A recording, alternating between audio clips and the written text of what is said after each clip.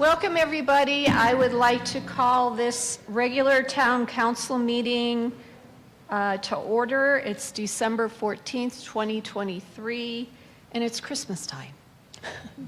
So, may we have a call to order and roll call, please? Councilmember Leyva. Here. Councilmember Greer. Here. Councilmember Dickinson. Here. Councilmember Hepperly. Here. Councilmember Schumacher. Present. Vice Mayor Hunt. Here. Mayor Palguda. We have a quorum. And with us tonight, we're blessed to have Pastor Jeff Jackson from Christ Church of PV. And then will you lead us in the pledge after you pray for us? Sure, I'd Thank be glad to. Let's pray. Gracious God, loving Father, Lord, we thank you for this community that we call home, Prescott Valley, a place of natural beauty and abundant resource. Lord, we thank you for the people of our community, our neighbors, friends, blessed with their many talents and abilities. Lord, we thank you for city government, our town servant leaders who are called to look out for our community's best interest. And so, Lord, we pray tonight that you'll guide this council, give them wisdom and discernment in all their deliberations and decisions, that it might bless and benefit the people of our city. And finally, Lord, we thank you for this blessed Christmas season, celebration of your Son's birth. And Lord, may you bless us all with peace on earth, goodwill towards men. We pray all of this in the name of Jesus Christ, our Savior, your Son. Amen. Amen. And now, the pledge. I pledge allegiance to the flag of the United States of America and to the republic for which it stands, one nation under God, indivisible, with liberty and justice for all. Merry Christmas. Thank you, Pastor Jackson. Okay. At this time, we're going to do call to the public. At this time, members of the public may comment on matters listed on the agenda or solely on matters within the jurisdiction of the town. Any person wishing to address the council must register their name with the town clerk prior to commencement of the meeting. The council's response is limited to responding to criticism, asking staff to review a matter commented upon, or asking that a matter be put on a future agenda. Such remarks shall be limited to 3 minutes unless additional time is granted by the mayor. Okay, may we have our first speaker? Diane Gomez. Ms. Gomez. Maneuver. Hi, my name's Diane Gomez, and I live at 11550 East Deer Trail Lane. It's difficult for me to understand what might be going on in PV these days. While we can all agree that there are some amazing accomplishments, like tighter regulations on group homes, attention to the water deficit issue, and really nice new roads, I also see many PV residents and their neighbors being treated as chicken littles whenever they voice their very real concerns regarding other progressive PV projects. Most of us contact the town council only when we feel the peace and tranquility of our homes are being threatened. Examples of anti-peace and tranquility, anti-town and country field projects are the observatory. I am wondering why a developer might believe it's a possibility that they could get a 2,000 leased manufactured home project approved by this council in a space where only 200 homes are zoned. This is a project where even the developer's lawyer confirms that they will be exploiting the state water loophole. Why would the developer waste their time and money unless they thought they had a chance? And why do we, the people, have to be implicitly denigrated by a virtue signaling commercial authored by the landowners, as they purport that this project would help nurses, teachers, firemen, and policemen attain an entree into home ownership? Doesn't that imply that those who oppose this project are some type of heartless evildoers? I would suggest that since the home would cost $300,000, why not be really generous and sell them the land underneath? This would only increase the mortgage payment by about $100 a month. This seems like it would be better than leasing the land to them to start over $600 a month.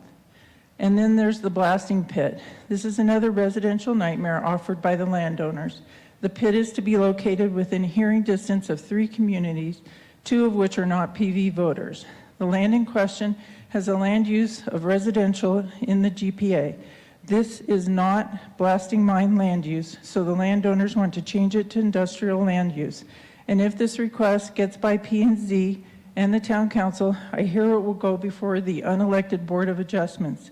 This is the same board that voted 100% for Clipper Courts despite the huge community presence against it. So if the blasting mine goes to them, well, I don't hold out much hope that they will vote in favor of the residents.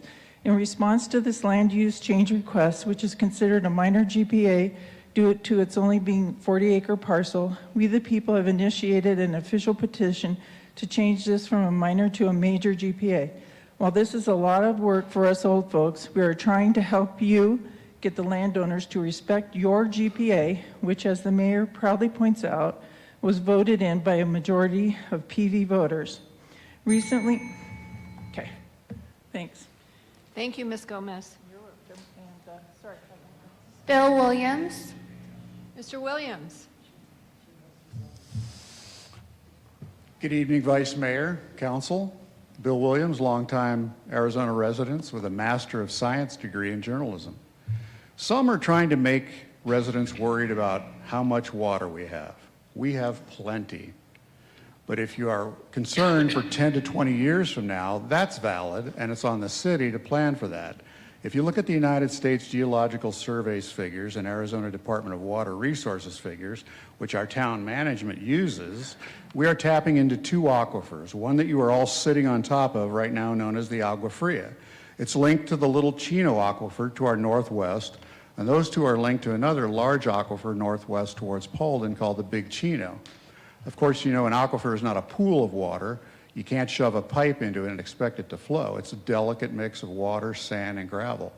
We're sitting on top of 2.9 million acre-feet of water. An acre-feet is 326,000 gallons.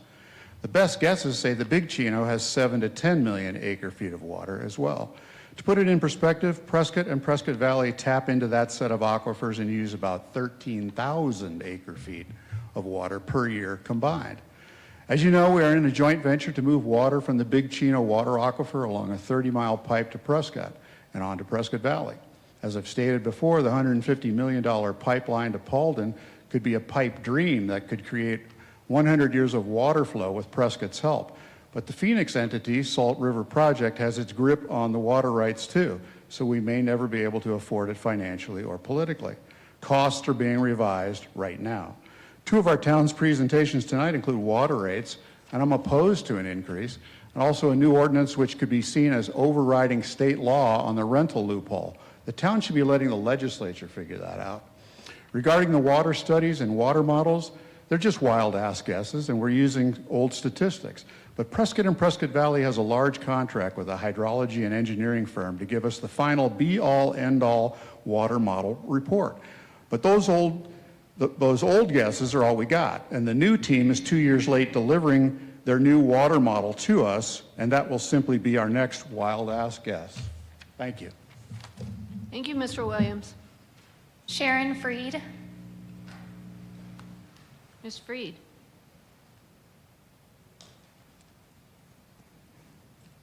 Good evening. My name is Sharon Freed. I live at 86314 zip code. I'm going to be reading Stop the Quarry for Carrie and McCann and Ken Freund, who can't be here tonight.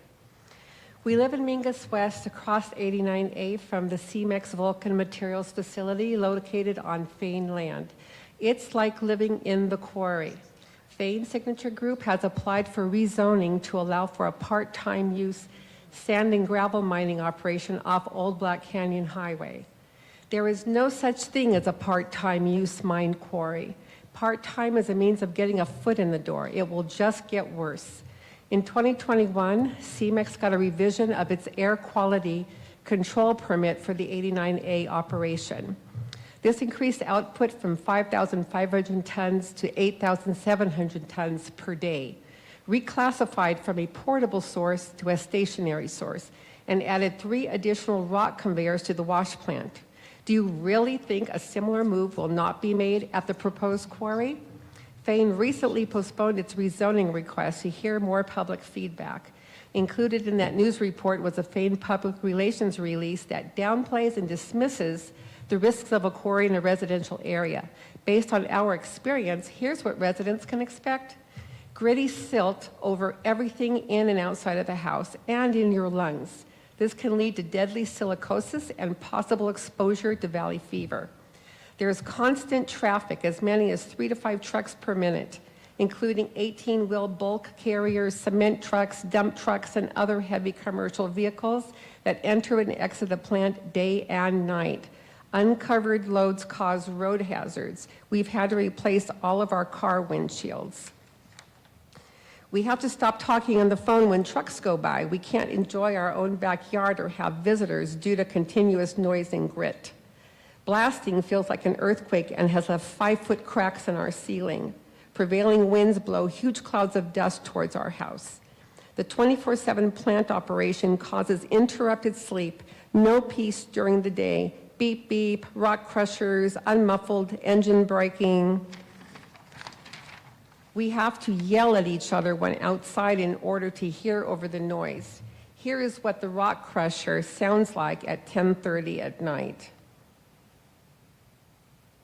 Now it's not going to play. Oh, well, I don't know why it's not playing. Too bad. It's pretty bad. Unhooded searchlights are never turned off and glare brightly into the house at night. The place is an eyesore with dust rising up in the air, dead trees, piles of broken concrete and gravel. As the mud from water trucks dries, it collects on the truck wheels and gets transported onto 89A, causing even more dust. Property values, according to a realtor in general, are decreased. Along with the dust is the nauseating smell of asphalt and VOCs. Particulate and silica emissions will compromise the respiratory and cardiac health of the individuals living in the area. Our neighbors on both sides moved because of the noise, and the man we bought our house from moved due to lung problems. What happens when the resources have been stripped bare? Will they move out and leave a Superfund site for us, as the mining mayor did? The state attorney general was so concerned about a mining operation near homes that she filed an injunction stopping the one in Chino Valley. This quarry will be a public nuisance and put residents in a position of no recourse when, as you have told us, you can do nothing about the noise and pollution coming from the plant and the incessant commercial traffic. Say no to a rezoning that would allow Fane mining quarry operations at Old Black Canyon Highway. Thank you. Thank you, Ms. Freed.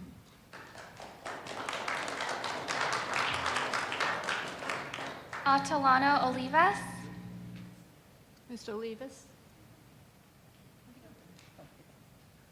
Otano Olivas. Mr. Olivas?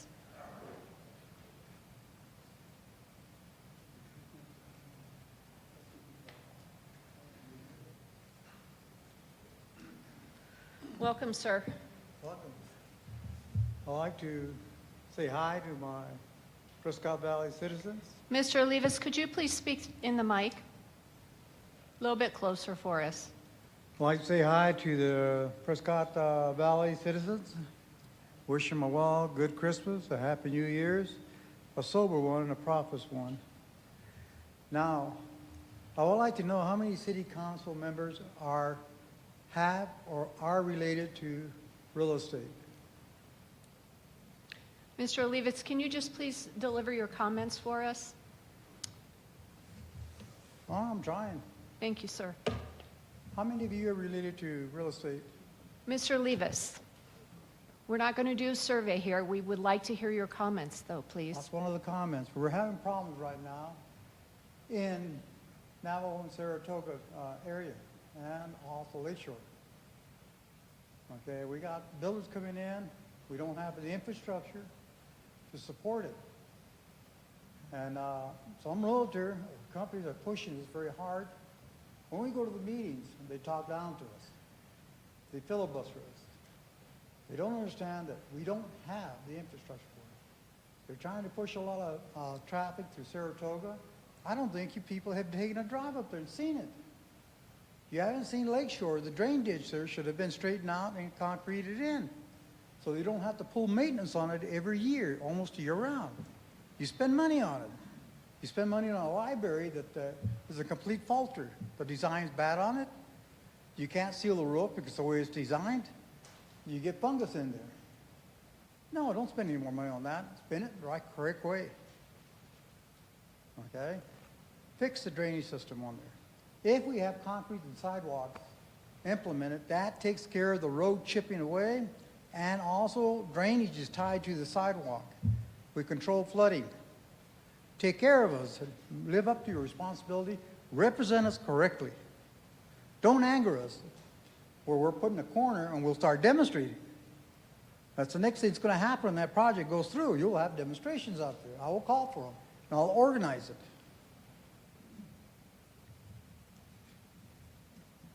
Thank you, Mr. Olivas. Merry Christmas. Patricia Betzel. I'm sorry, could you repeat that? Oh, Patricia Betzel. welcome. Hi there. Patricia Betzel, 3883 North Fairfax Road, PV. I am also giving a speech on behalf of Carrie McCann, who couldn't be here this evening. A growing number of Prescott Valley citizens have a serious problem with the rapid pace of development in our town due to water concerns. Town officials have acknowledged our water supply is already at risk. That risk can be lessened if you, Mayor and Council, slow development to a sustainable pace. We voted for you, trusting you would fulfill your roles as elected public servants to serve our values, our beliefs, and our wishes. You said every voice would be heard, but when it comes to conserving our precious land and its limited resources, it seems you serve instead the louder voices of one sector, those involved in construction, development, and real estate who wish to plunder our land. We are appalled and angry that our mayor and council have allowed things to go this far and are willing to approve even more unsustainable development. Conserving many of our officials have a clear conflict of interest and are benefiting. You serve instead hear us as we protest loudly of one sector to drown out the voices of those wishing to profit from what could eventually lead to Prescott Valley. We are appalled and angry ghost town in Arizona. That our mayor and council have allowed things to go this far and are willing to approve even more stewards of the land to raise it to its highest many of our officials have it seems instead that the famed family has turned from being stewards of the land to stewards of development. And judging from the pace of development, it appears that the town is right in step with these developers.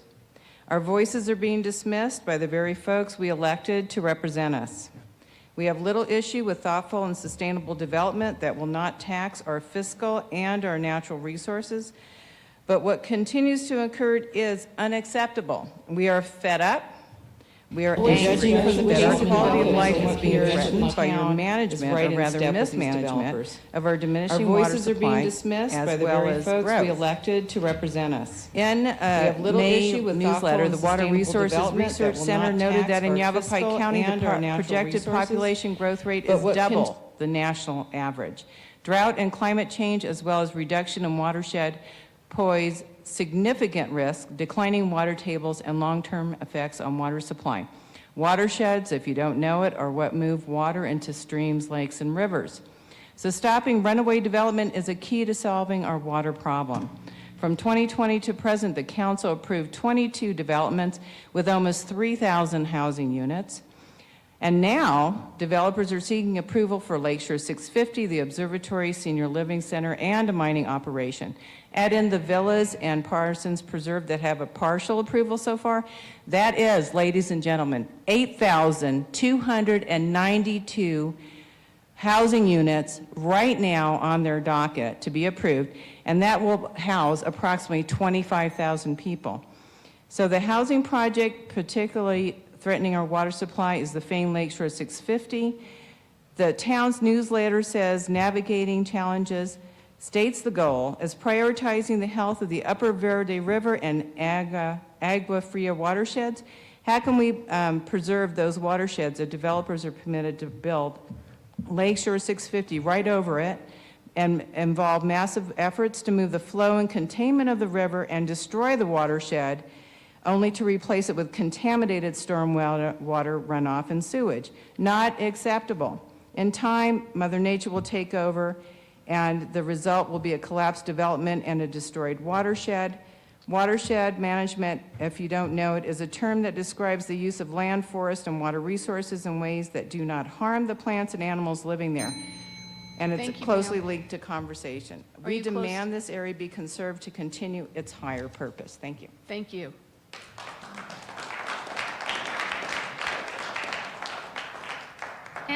Dandrea. Welcome, sir. Welcome.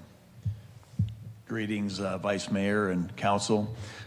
Tim Dandrea, I'm a resident of, I live on Old Black Canyon Highway, just above the Prescott Country Club, about a stone's throw from our mayor's residence. I'm here to talk about the quarry that we've learned about recently. There's an existing quarry, as we know, in town, and it was put in, many, many years ago when Prescott Valley was just a dot, right? And now there's talk of a new quarry that's going to be located, next to about 5,000 residents between Stone Ridge and Prescott Country Club and Blue Hills to the south. And, to us, to many of our neighbors, this is going to be completely in our view of our backyard. I think many of us realize that someday there might be some development down there. There might be homes down there, hopefully not high-density homes like the observatory, but, reasonable growth is kind of assumed will happen someday, but no one in their wildest dreams ever imagined a quarry would go there. What a silly idea. Nobody in their right mind in Yavapai County, voter-wise, would approve, I don't think, to have a quarry put in the town limits, a new quarry, so close to neighborhoods that are fairly large today. And so I just wanted to put that out. I am sure the Fains have hundreds of other acres farther away from people, farther out of town. I know that would be less economical, but would be much more reasonable to the citizens to have a quarry away from residents and the accompanying noise and dust and traffic that goes with putting something in such a ridiculous location as proposed. Thank you. Thank you, sir. Mike Schumacher. Mike Schumacher. Mr. Schumacher. Welcome. Hi, Council. Chairman of the Diamond Valley Water District, I'd like to thank you for the water you provide to us. Sorry, let me help you. Oh, okay. Under the new rates, we're going, by 2028, we're going to be paying $10 per 1,000 gallons by the third day because we buy between 3 to 5 million gallons a month from you guys on a 4-inch meter. So I would just like to say we're doing our part to save the aquifer because by 2028, I've been crunching the numbers, I believe we'll be paying probably about $20 per 1,000 gallons. And I don't think anybody in here who's complaining about the aquifer drying up is going to be paying that much. And that's all I'd like to say is, and I moved here September 1977. And that's all I wanted to do is address the people and defend the town because if you vote blue, you vote for open borders and uncontrolled growth. Thank you.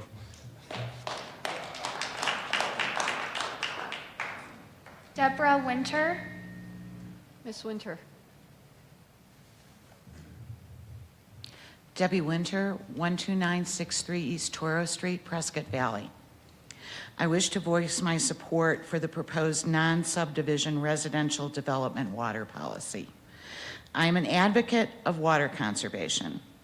While I believe in managed practical growth for our community, I believe it's very important that any developer should come to the table with a pledge to the town that they have obtained sufficient water rights that would have been required to obtain a certificate of assured water supply from the state.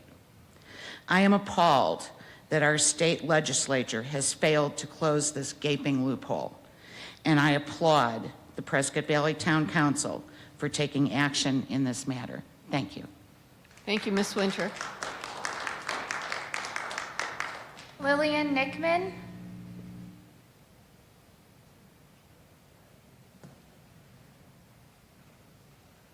Welcome, ma'am. Good evening, council. Lillian Nickman. I've been paying a water bill for Prescott Valley for about 8 years. I'm requesting tonight that you postpone any decisions about Agenda 8B for the storm drainage management creation on account of the Wilden study not providing enough sound information for to make a decision. It's requesting a $4 million annual cost, and it doesn't state a capital improvement plan. It doesn't provide any details for what that $4 million will go towards. You can compare that to the water fee increase, 157 pages, which does lay out what the cost will cover.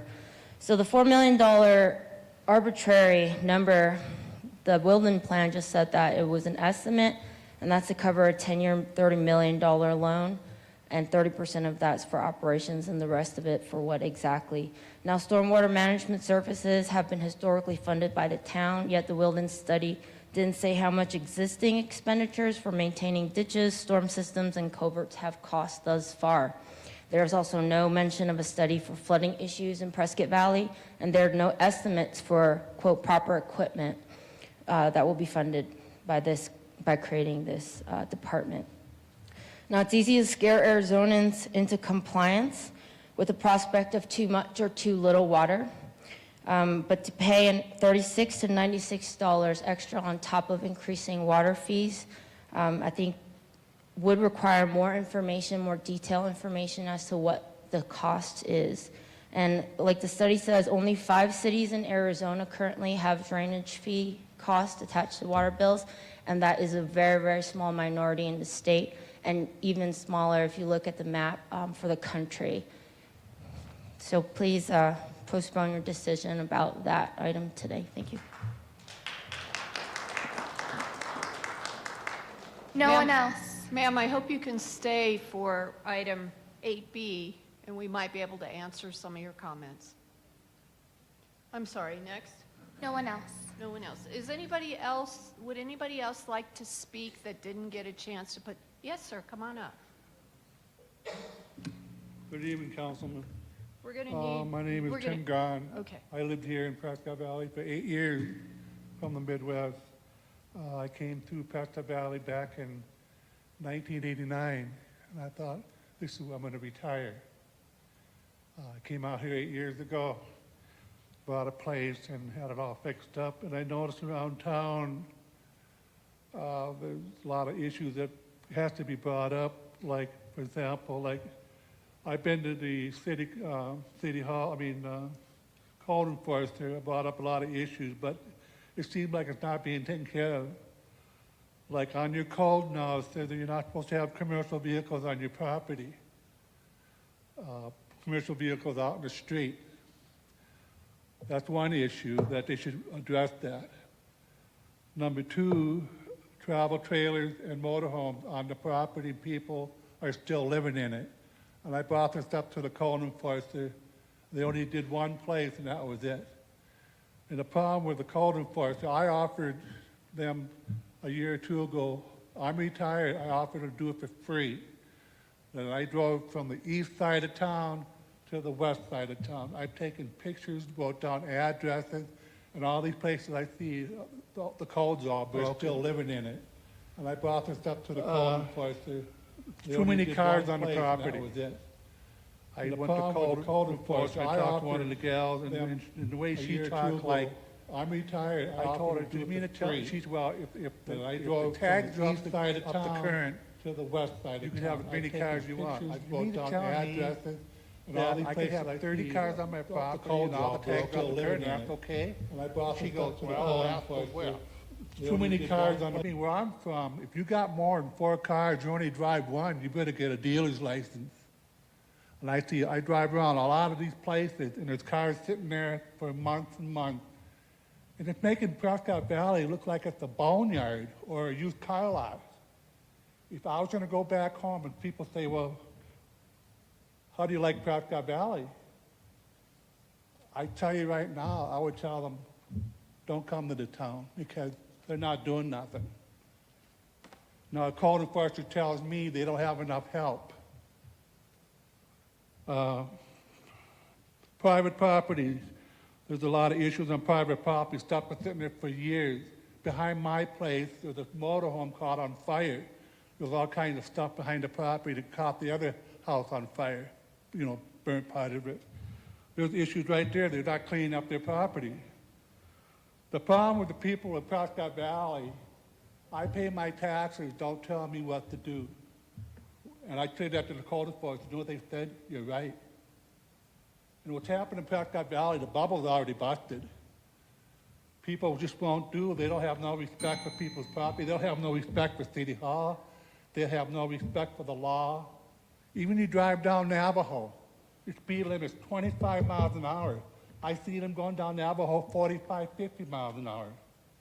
Even down by my house, I have a brother, he's 53 years old, he's a disability. He's handicapped, he's dying of cancer. And that street, 25 miles an hour, and they're still flying down the road 45, 50. Sir, can you wrap up your comments for us? Pardon? Can you wrap up your comments for us? Yeah. It just keeps on going. I mean, people's attitude toward property, people have no respect for Prescott Valley. They just do what they want to do, And I feel that in my heart, I wanted to retire here. And the way things are going right now, the way Prescott Valley is going right now, I'm going back up to the Midwest where I came from. So, sir, I'm sorry to hear about your brother, but I'm going to ask you to walk outside with Ernest, and for Ernest to get your name and phone number and pass it on to our new Neighborhood Services Director, Stephanie Robinson. Okay? Ernest is right here. Thank you. Oh, Stephanie's here. I'm Okay. not hiding. She's going to go outside and talk to you. She's our new Neighborhood Services Director. Oh, okay. There you go, sir. I hope I can, try to say something that's going to help this city. I'm convinced you're going to like her. Okay, I saw a hand in the back. Anybody else? Hand in the back? I'd like to know why I should address the... You need to give us your name, please. Ellen Hughes. I live on Kearney Drive, over by that proposed senior place, the one-time college. I'd like to know why you people are sitting here... Can you please address your comments to us? I am. Well, but I'm adjusting to them. right, but we can't hear you unless you use the microphone. I'd like to know why nobody has brought up the idea of a moratorium on building. I'd like to know how close you have kept, you, the council members, how close you've kept to the 10-year project that the planning has proposed. Or is it just willy-nilly? We're a feeding ground. We, Prescott Valley residents, are the feeding ground for money mongers, big guys playing. And we're not in any shape right now until we get an attorney to represent us that knows what they're doing and knows how to approach. If you women on this council do not feel that you're capable of stopping somebody with the big bucks, then you don't need to be on the council. When I moved here, I came here from California. And it was, I wanted the solitude of this community.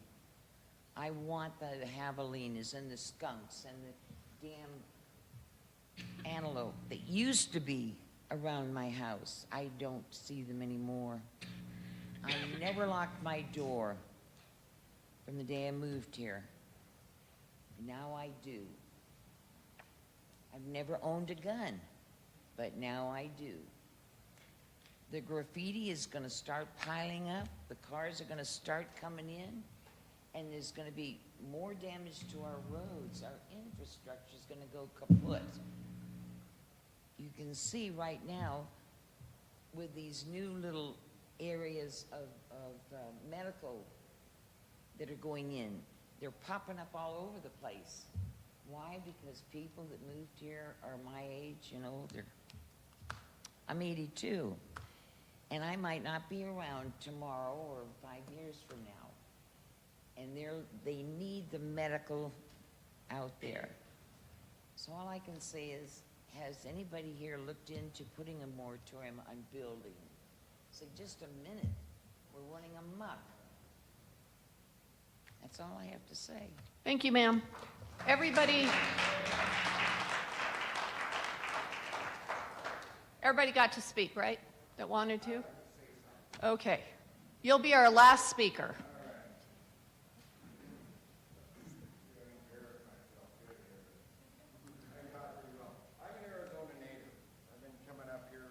Sir, we're going to need your name. Ralph Foster, Arizona native. Arizona used to have a lot more weather, a lot more rain, a lot more snow. Over the years, we've watched it deplete. Weather changes, global warming, global cooling, whatever they want to say. We do not have the water in this area, nor do we have the roads in this area to keep letting builders, and I'm a commercial plumber and I've done all kinds of homes, commercial buildings, etc. We do not have the ability to grow up here what's happening up here. And I think we all need to wake up in this town and realize Arizona's always been a dry state, and it goes through droughts. But all the Californians, all the people pouring into this state, we can't let the growth continue in this area. We can't support it. We just don't have the water, we don't have the roads. 69 is a parking lot during the day, 89 is getting that way. I don't know where you're going to think that we can keep putting in roads and have the continued growth in this town. Support the police departments, the fire departments. Prescott Valley Police are spread all over this town. I've had some health issues where I'd call an ambulance. It's faster. I live here in PV over at Luce and Robert. And it took an ambulance. My wife was able to get me to the hospital quicker. Saved my life. We don't have the facilities. We don't have the roads. Policemen, they get, I don't know what you as a city councilor are thinking. I don't know how long you've lived in this state, but we cannot continue the growth in this town. This ugly contraption that you got going up over here, completely destroyed. They're finally straightening up the library. I don't know what city council members decided the architect that looked good. Even this silly building. I grew up in Snobsdale. Watched that city get way overgrown. Moved up here 25 years ago, and I'm just watching the quality of life eroding. I've talked to the managers at Safeway, at Fry's. I'm not a Walmart shopper, but they need 3 or 4 grocery stores. The grocery stores don't want to build up here. The grocery stores, I've talked to the vendors, the guys that are busy, the subcontractors, they can't keep up with the growth. We're watching this city. I don't know how many of you just moved up here, but bottom line, quality of life in this town is going down. Thank you, sir, for your comments. So, welcome to our little city. Okay, now we're moving on to number 4, Council Communications Summary of Current Events, and we will start with Councilwoman Greer. Well, I want to say a big thank you to the town staff for the lovely Christmas tree lighting that we had, and all of the activities all afternoon, all of the activities for the kids, ice skating, everything, and the beautiful tree lighting. I just want to thank them all. It was a wonderful event.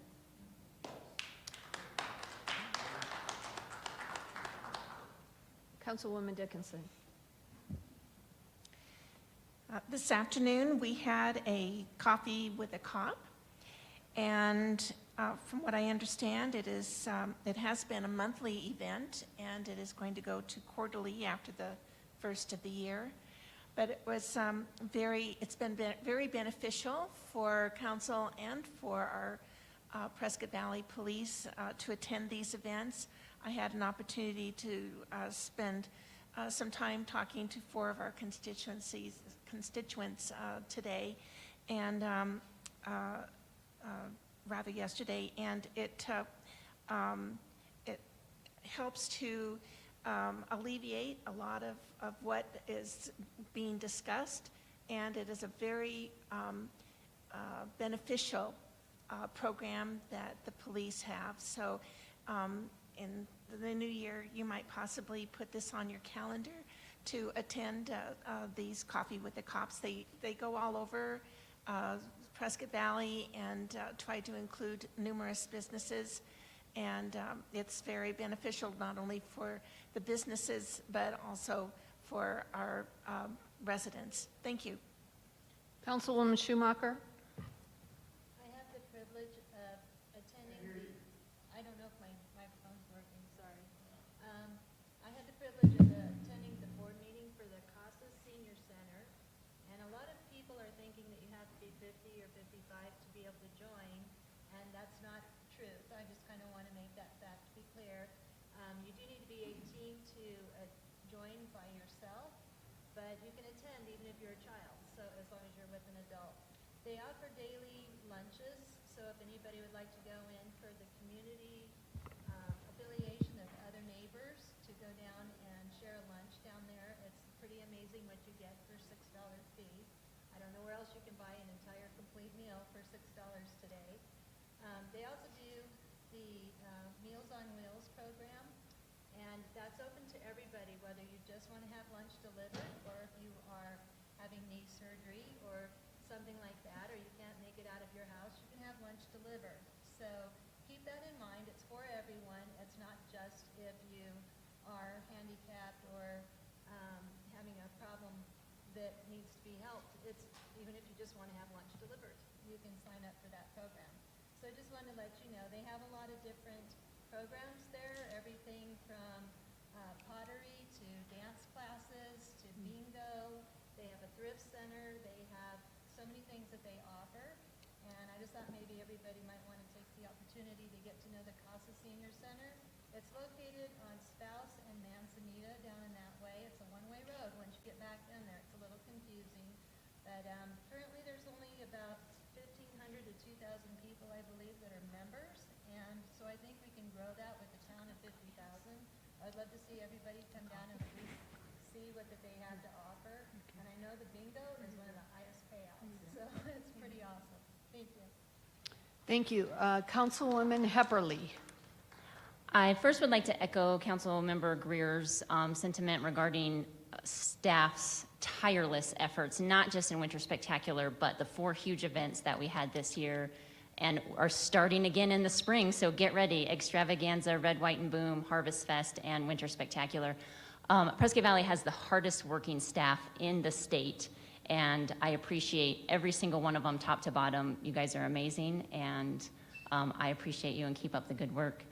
And we, I think, was it 4 of us attended the groundbreaking for Agapeville 2, which is the Prescott Valley extension of Agape House. They're currently in Prescott. This is transitional housing for most of the time women who are getting out of domestic violence situations and have children and need somewhere to go for a short period of time to get back on their feet, get a job, and find a permanent residence. And so we are proud to host 6 future units of Agape House here in Prescott Valley. Thank you. Thank you. Councilwoman Leyva.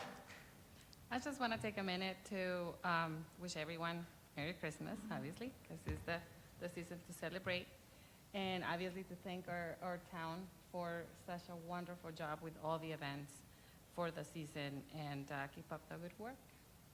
Thank you. You can clap. Okay, I just want to give a big shout out to CNC Cyclery, Carmen Hines and her husband, and their store is located at 8500 East Arizona 69 here in Prescott Valley. Casey and Carmen Hines are donating 19 bikes to children at the Boys and Girls Club in Prescott Valley, bikes and helmets. And so if you're in the market to buy a bike, we have 2 great bike shops in town, and CNC Cyclery is one of them. And staying with my Boys and Girls Club theme here, my husband and I got a really nice thank you so much card, Christmas card from the Boys and Girls Club. And the quote here from John Shipp says, "Every child is one caring adult away from a success story." So keep that in mind. Give little eye contact, even if you don't know them when you're in the store. Gilbert, I've asked you to comment on a couple things that came up during our comments, and this is your time to give us an update. Thank you, Vice Mayor, members of the council. So I'll take the 2 items. We've heard concern about 2 items tonight. One is about the sand and gravel operation. The applicant for that project has asked for a pause. They've not given a determination of when they will come back to the town to resume that. So we will be working with the public and the applicant on that project in the future.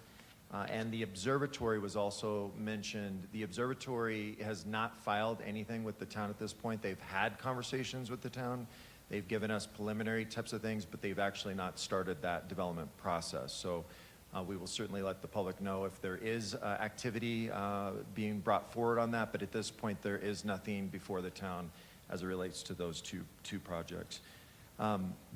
The monthly report for November is available on our website, and for those that are here in the community, we do a compilation of a whole bunch of statistics and data from all of our different departments and activities across the organization.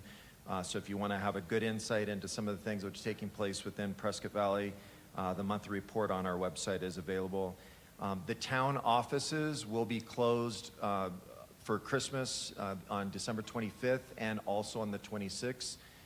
So we will resume full operations on Wednesday the 27th. And then this is hopefully our last night in these chambers. We will be moving back to the council's main chambers beginning January 11th. So there's not a planned study session for the first part of January since it's right after New Year. But we will have our regular meeting on January 11th back in the main council chambers in the library. Thank you. Thank you. Next on our agenda is number 6, and it's consent agenda. All matters listed under consent agenda are considered routine by the town council and will be enacted by one motion. There will be no separate discussion of these items. If discussion is desired, that item will be removed from the consent agenda and will be considered separately. Would anybody like to remove any of the consent items or make a motion?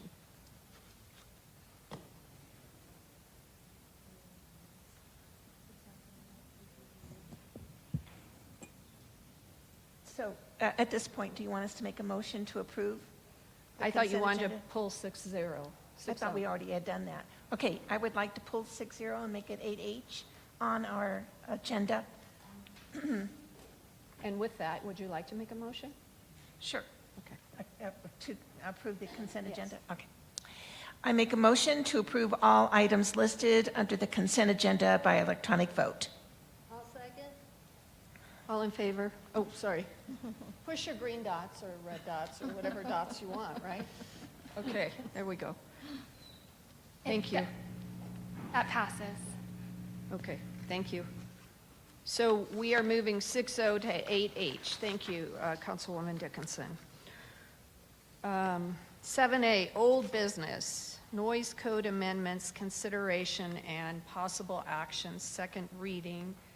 Lieutenant Hayes. Evening, Council. I'm here to answer any questions you have. Is there any questions for Lieutenant Hayes? Hearing none, shall this ordinance pass? I'm going to go ahead and read the ordinance. Yes, please. Ordinance number 2023-931, an ordinance of the Mayor and Common Council of the Town of Prescott Valley, a municipal corporation of Arizona, amending Section 10-01-070 noise in Article 10-01 offenses in Chapter 10 offenses of the Town Code to provide for measurement of noise levels within the town and to establish noise level maximums as a means to regulate and eliminate excessive, unnecessary, and annoying noises, providing that all other chapters, articles, and sections of the town code not herein repealed or amended shall remain in full force and effect, providing that if any provision in this ordinance is held invalid by a court of competent jurisdiction, the remaining provisions shall not be affected but shall continue in full force and effect, and providing that this ordinance shall be effective 30 days after its passage and approval according to law. Thank you. Council, shall this ordinance pass?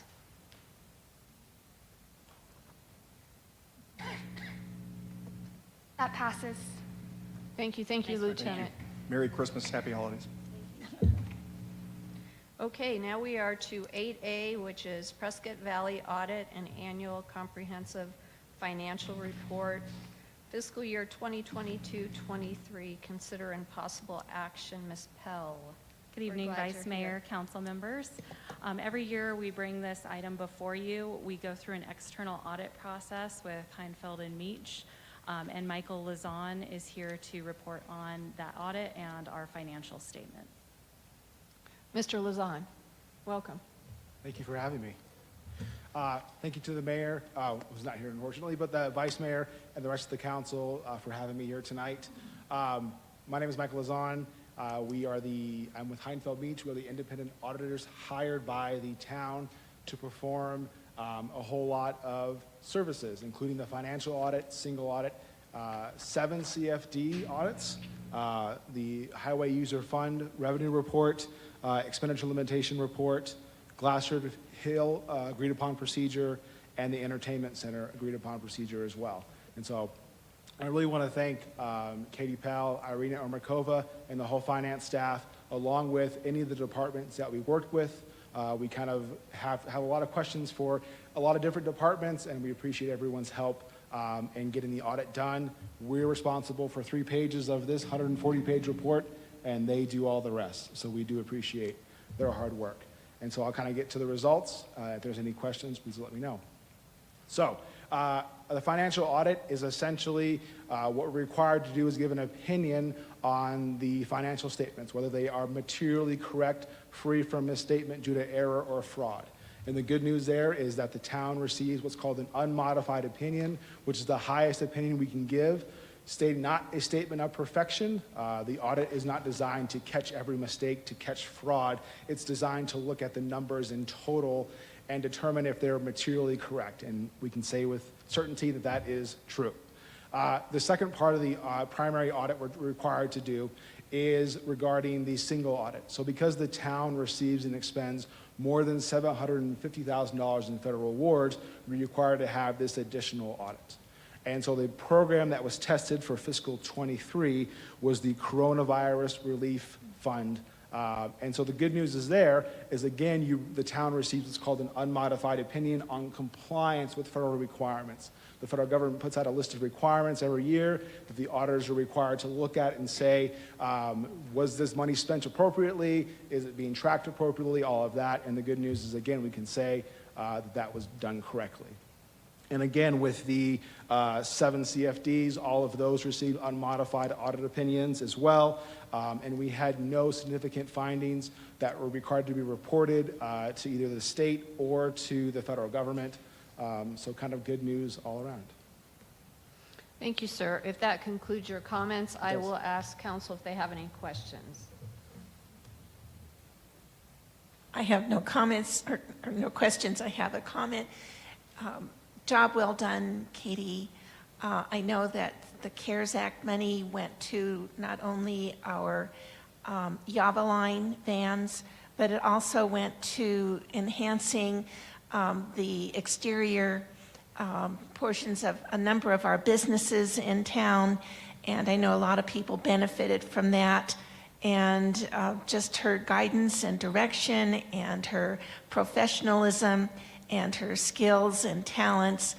We are very, very blessed to have had Katie during this last 3-4 years that I've been here, and I've learned a lot from her. Thank you. Merry Christmas. Okay, any other questions? No. So I think Councilwoman Dickinson started something here that we should all have a chance to chime in on, and that is, this will be Katie Pell's last meeting. And so I just want to say that you are a shining star, and you have carried us so far to this town, winning multiple awards and recognitions. And you're moving on to greener pastures, closer to home, and we wish you great success. Thank you. And I don't know, Council? Well, being the newest council member, I was very impressed with everything that you showed us since day one. And you definitely are an asset for anywhere you're going to go because of your talent. So thank you so much for everything that you've done for us here. Thank you. You are amazing. And just managing the town, even if you had a, kind of starting from scratch, but you didn't have the luxury of starting from scratch. You kind of had to dig deep and find a lot of stuff that maybe needed to be fixed or done better, and you have just really, it's been a challenge, and you have been up to the task every step of the way, and we are definitely going to be at a new deficit without you. But I wish you the best of luck in the future. Councilwoman Schumacher. And I know Lucy said she's the newest. I want to say I'm the oldest, but I just want to say longest serving of this council. And I want to thank you, Katie, for always making it exciting to attend a budget meeting. You've always made everything so clear and concise and understandable, and I just truly appreciate that, because when you come into this position, it's a burden on your shoulders when you're thinking you're using public funds, that you're using some, not your money, or it would be an easy decision on a lot of things, but you've made it clear and understandable as to what the goal is and how we're going to achieve it. And I just truly appreciate all your hard work for that, and I've enjoyed working with you for 5 years, and I understand you have baby goats, and I hope they have pajamas. So thank you so much, Katie. I've said quite a bit, but I just want to add, I know that you're, as Lori said, you're going to be closer to home and with your family, and that it's going to be a change for you, a change for us. But I hope you won't stay a stranger. I hope that we will continue to see you time and time again. God bless you. Yes, I haven't known you very long, but I've been so impressed with your work, and the fact that you do it with such calm grace. I just appreciate that, and I, for one, will miss you, but I know that you're going on to something that'll make you a happier life. So congratulations, and Merry Christmas. Thank you all for your very kind words. It's been a pleasure working with all of you. Thank you. We'll miss you. So can I have a motion on, yeah, you can clap for that. We love you, Katie. Okay, so if there's no other questions on 8A, can I please get a motion? I would like to make a motion to accept and adopt the ACFR as presented by Heinfeld Meach and Company, PC, by electronic vote. I second it. That passes. Thank you.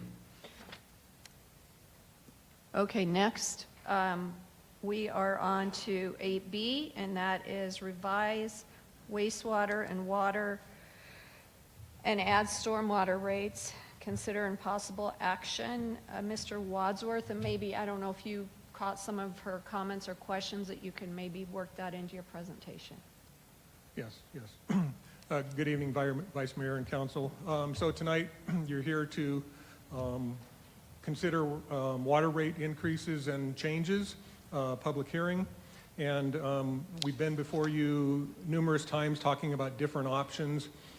The public reports were put on the town's website as meeting the requirements of state law. And so tonight will be your chance to make a decision on this. We have Dan Jackson with us tonight from Wildan Financial Services, and he is the one who has prepared these reports and done all of the analyses.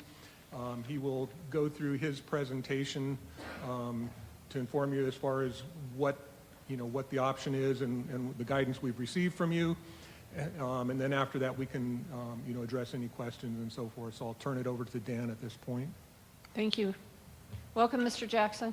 Thank you very much. It's a pleasure to be back before you all tonight on a subject matter that obviously is very controversial and very concerning for all cities in Arizona. As a water rate consultant, I've done work, similar rate studies for about 40 cities here in the state of Arizona. And for almost every city, I've delivered the same message. And that is Welcome, that Mr. Jackson. the cost of water Thank you very service is much. simply going up. It's a pleasure to be all back over the before you United all States. tonight. It's going On up for a lot of subject reasons matter that are outside the control is of a it's town very or a controversial city. and very And the concerning challenge a for city all always cities faces in whenever Arizona. you look at water and wastewater As a rates water rate consultant, is I've done that work, you want to keep similar your rate rates as studies low for as about possible. 40 That's cities here in the obvious. state of Arizona. However, you need to balance and for the almost desire every to keep city, I rates as low as delivered the same possible message with the need and to that fully is Welcome, that Mr. Jackson. your Your cost water of and water sewer service service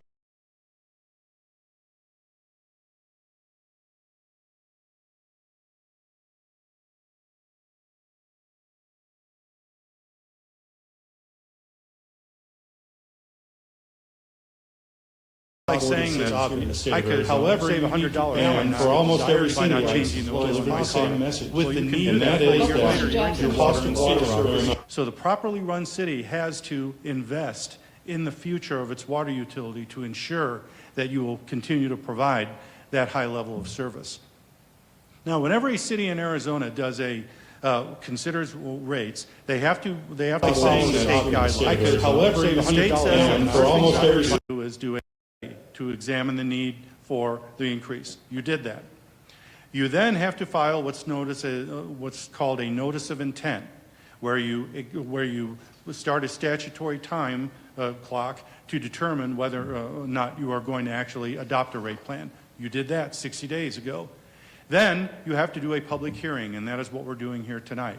After this public hearing, at that time, either tonight or any time after, you can decide whether or not you want to adopt the new long-term rate plan. So the purpose of tonight is to provide a public hearing. I will hopefully very briefly go through some of the background charts and the proposed rate plan, and then I will open it up for questions. And obviously, if you have questions at any time, please feel free to ask. I want to start by talking a little bit about what's going on here in the town of Prescott Valley. The town has managed to go since the year 2017 without a rate adjustment. As somebody who's done this a lot, that's pretty extraordinary. Most cities here in Arizona and across the United States raise their rates every year. The average water and sewer utility is raising its rates 5 to 6% every year. So the fact that you've gone 6 years without a rate adjustment, I think is pretty extraordinary. And I think it shows a commitment to try to keep rates as low as possible. However, you cannot repeal the laws of economics. Costs are continuing to go up, particularly because inflation has been higher. You try to run your water and sewer operation like a business. Like any business, your costs go up. Heck, cost of everything goes up 3 to 4% a year just due to inflation. And so as those costs go up, you have no choice but to pass those costs through to your ultimate ratepayers. In addition, you see the need right now to fund in the water and sewer operation approximately $55 million in capital repairs and improvements over the next decade. Again, it costs millions of dollars to build and operate, maintain, repair, and expand a water and wastewater system. But these expenditures are necessary to ensure that that water is going to be there when people need it. So the combination of low rates, increasing inflation, and the need to invest in the future is what is resulting in the need for you to consider a new long-term financial plan. Now, one question people often ask in public hearings like this is, what do we pay for water service and how does it compare to our neighbors? Well, this chart right here is intended to answer that question. The average residential ratepayer here in the town of Prescott Valley uses about 5,000 gallons of water and sewer service a month. Now that's an average. That means that some people use less and some people use more and some people use a lot more. But the average ratepayer uses about 5,000 gallons. For 5,000 gallons, that customer currently pays $62.82 a month for that service. Now, that doesn't include taxes or garbage or some of the other things that are typically put on a utility bill. It's just basic water and sewer service. As you can see, your rates compare very favorably to other similar cities here in the state of Arizona. You are a little higher than large cities like Phoenix and Tempe, But you're significantly lower than cities like Yuma, Marana, Camp Verde, Chino Valley. You're way lower than Prescott, and you're half what Sedona pays. So the idea of this chart is not to provide justification for a rate increase. It is meant to answer the question, are our ratepayers disproportionately burdened financially by water and sewer rates here in the town? The answer is obviously no, you're not. Okay, just a little bit of background. You have about 23,454 water accounts. To no great surprise, the vast majority of them are 5/8 inch meters. That is a typical residential and small business meter. You do have some larger meters, of course, and you have about 20,000 wastewater accounts. We have developed a long-term financial plan. That's part of the study that we did. And the study assumed that you would grow at the rate of about 500 to 600 new accounts per year. Remember, a financial plan is not a guarantee. It's a prediction based on a series of reasonable assumptions. And growth has been built into the assumptions that we've used for this study. Also in the current year, you sold about 1.8 billion gallons of water. That's how much water has been consumed. Now, water usage kind of goes up and down a little bit from year to year, and a lot of that's due to weather. Obviously, if it's a hot summer, you're going to sell more. Summer, you're going to sell a little bit less. But as you can see, we're projecting that water usage is going to steadily increase over the next decade. This chart right here is just a chart that shows what your current, that's how much water has been consumed. Now, water usage kind of goes up and down a little bit. The bar chart is broken down, and a lot of that's due to weather. Obviously, if it's a hot summer, you're going to sell operating costs, personnel, sell a little bit less electricity. But as you can see, we're projecting that water usage slowly increase over the years. I mean, obviously, cost of everything goes up. This chart right here is just a chart that shows what your current. The green portion is your capital outlays. Those are small ticket capital expenditures. And the purple portion is debt service on the debt that you're going to have to issue to fund your long-term capital improvements. As I said at the beginning of this presentation, on the water and sewer side, the town is expected to incur approximately $55 million in capital improvements in the next 5 years alone in the water and sewer system. This is not out of proportion to what I see.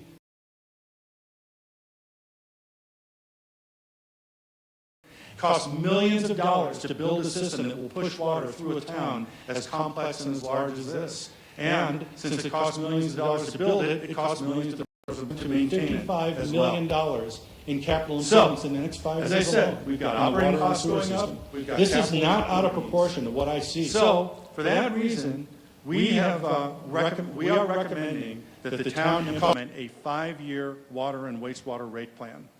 This recommendation was done after numerous meetings with staff. We've had several briefing sessions before the council as well. And so this multi-year rate plan, the purpose of it is to gradually implement a new rate plan that will get you the revenue you need while minimizing the impact on your customers. At the same time, we're recommending a couple of changes. We're recommending that you implement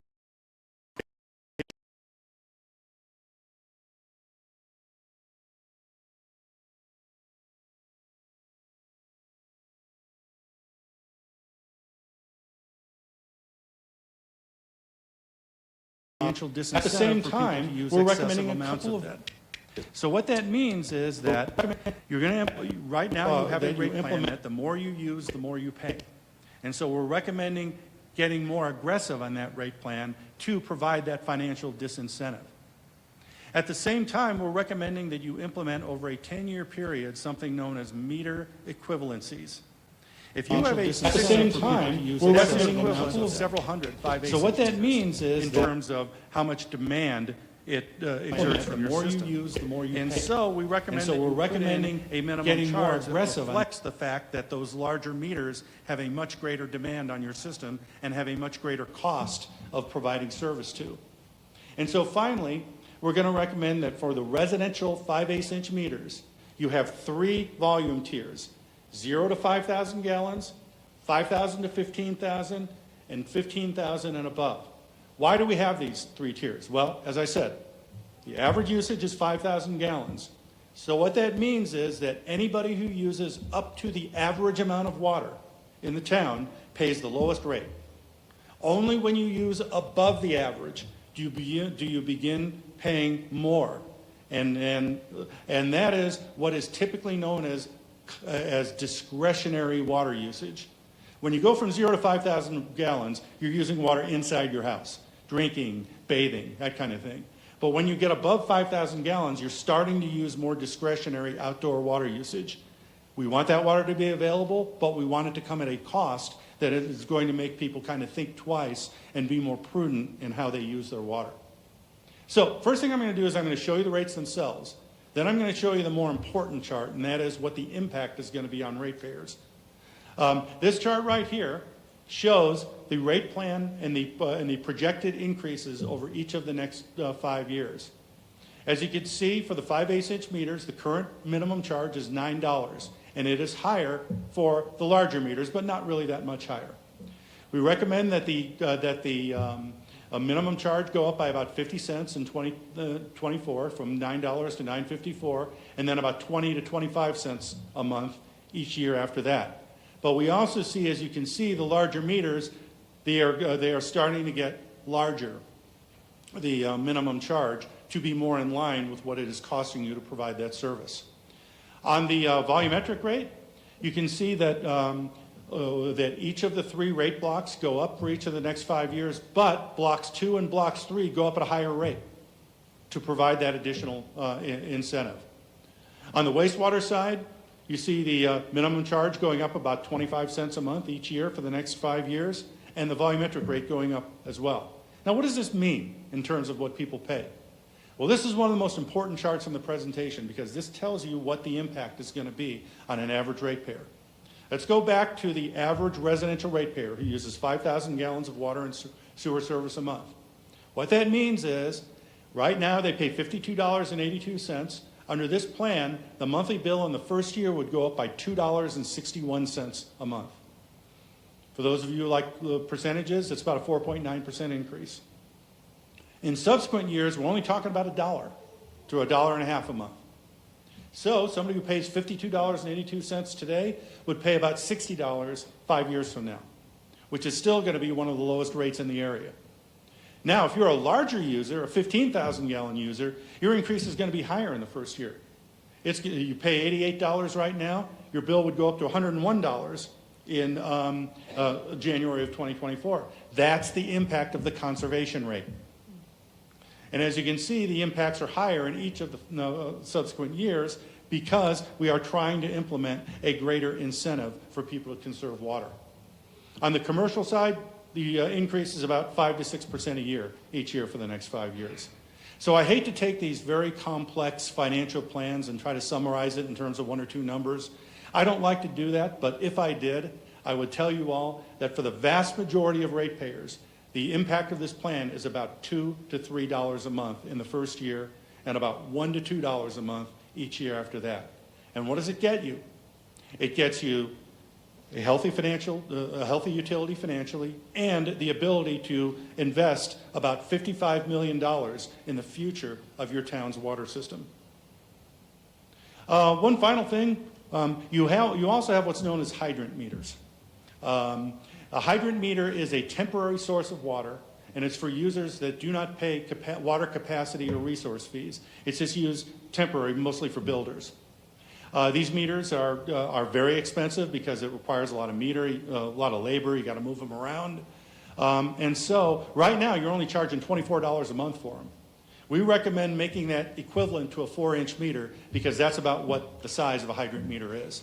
So we would recommend phasing that in over 5 years. It's $24 right now. It would be $360 a month by 2028. Now, yes, that's a big increase, but $24 is a very, very low charge to be charging for a meter of that size right now. Okay, we've talked about water and sewer. Let's talk about your drainage fees as well. I don't want to get into a whole lot of detail on this because we've talked about this before, but when a town implements a drainage fee, it does it in 2 ways. It does it for residential customers, and it does it for non-residential customers.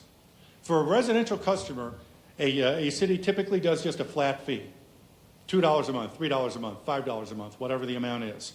And it's for every residence, because most residences are approximately the same size. But for commercial businesses, it's kind of a different ballgame. because stormwater is based on something called impervious surface area. You think about it.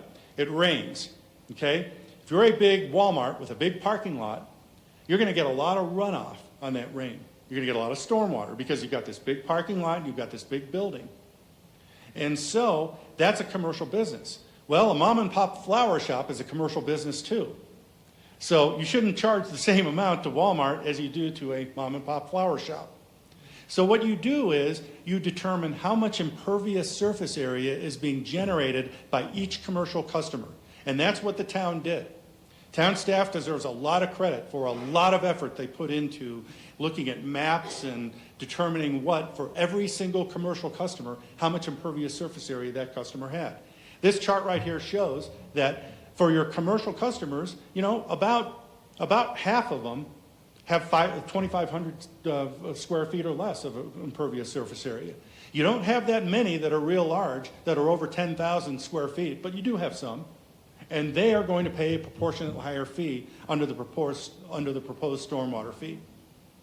Now, of course, we're recommending a long-term stormwater fee plan too, and that is based on a series of assumptions about future costs and future growth. Future growth is going to be similar to water and sewer because stormwater is based on water accounts. You are incurring significant fees for stormwater or costs for stormwater right now, personnel, operating, that kind of thing, and that's going to continue to go up in the current years. But also, like water and sewer, there are going to be capital expenditures required for stormwater. Now, I know that this is something that was brought up a little bit earlier in the comments section. When the study was done, it was done with the understanding that the town was in the process of doing a comprehensive master plan for your stormwater drainage utility. That master plan is still under review. It's still in progress, and it's not going to be done for a while yet. And we started the study a long time ago.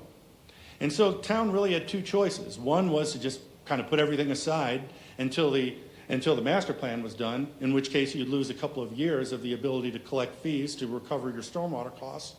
Or the second option was to provide an estimate of what you think your costs are going to be.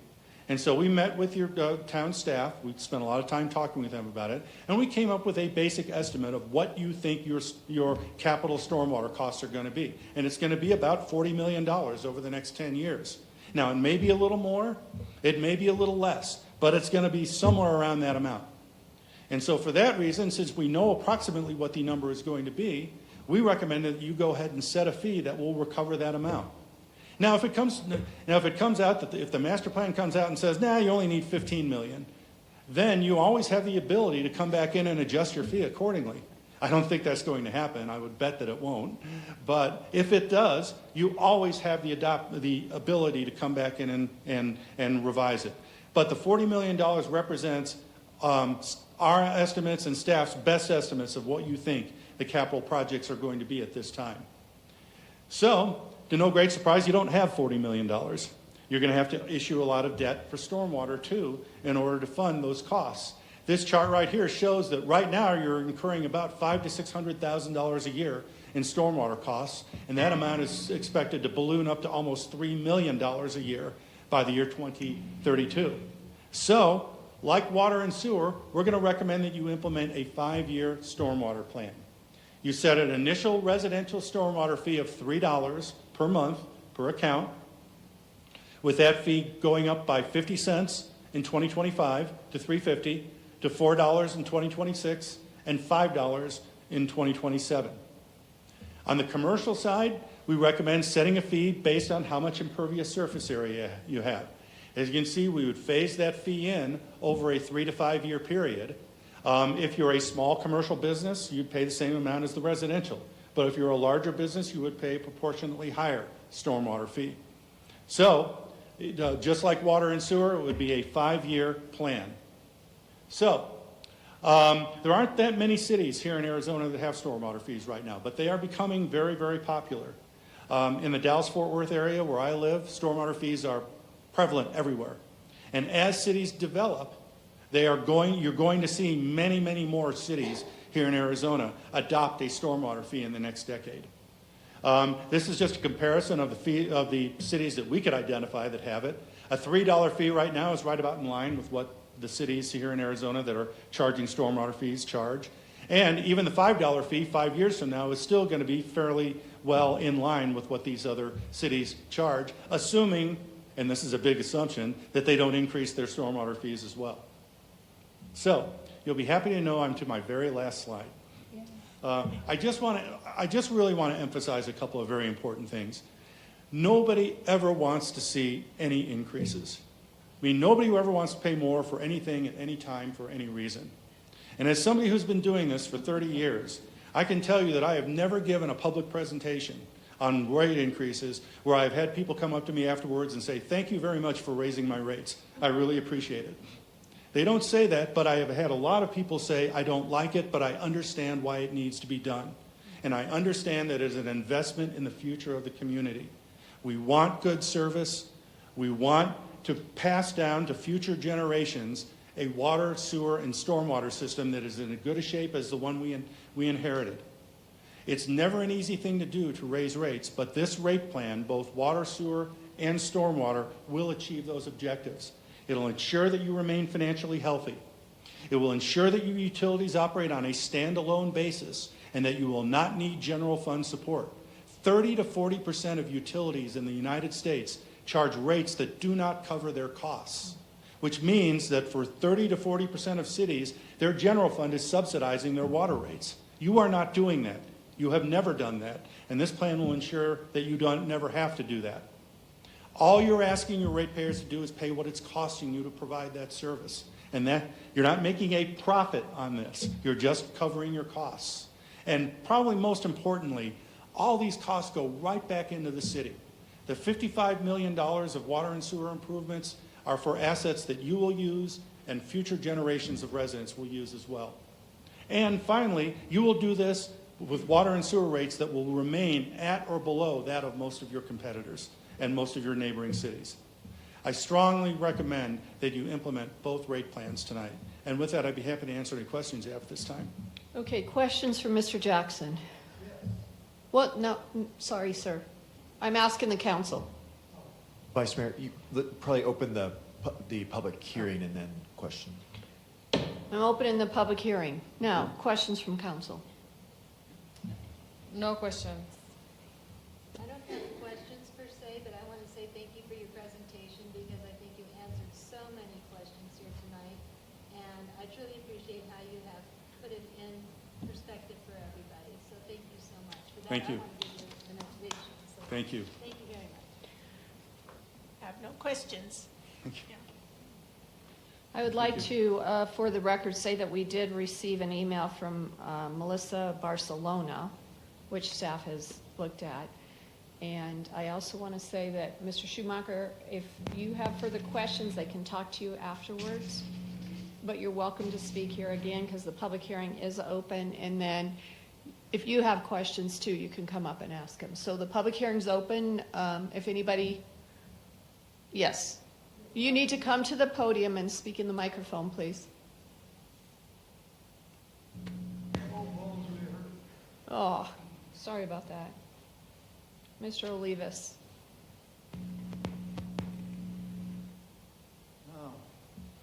Sir, we have some of the backgrounds. I like your speech. And I'd like to know one thing that Mr. Olivas, closer to the microphone, please. a lot of the retirees here, the population is about 40%. Our Social Security only went up 3.2%. So you're putting us more in the hole. You're not charging much, but it's still hurting us. And gasoline and food, this is a bad time to ask for a rate hike. Okay? I understand I designed and built 4 or 5 of your water reclaim and purification systems. City of Young, City of Peoria, Sun City, and Scottsdale. Okay? I know the cost, how it escalates. An 80-inch pipe, stainless steel 886 with a motor operator. You lock in the prices for 3 or 4 days. Next day it goes up 2-3%. Okay, concrete, rebar, all that is a hard, stable price to hold. Okay, what you're saying is correct. We have to plan for the future. Right now, they have not done so. We're in trouble. Okay, we need a water reclaim system. I need to go and monitor what we have now. How are we receiving the water? Raw sewage, how we're skimming it, how we're cleaning it, filtering, and how we're polishing the water to get rid of bad chemicals. I've not seen it. I don't see that out there. And make an assessment and concur with you. Okay? What engineering group are you? I'm not an engineer, I'm a financial consultant. So, Oh, my Mr. Olivas, goodness. you need to talk to us. Yeah, financial consultant, ouch. Okay. Every time I get into one of these projects, I need one of these guys. Oh, and an accountant also. Now, he estimated 24,000. I estimated 25,000 water meters.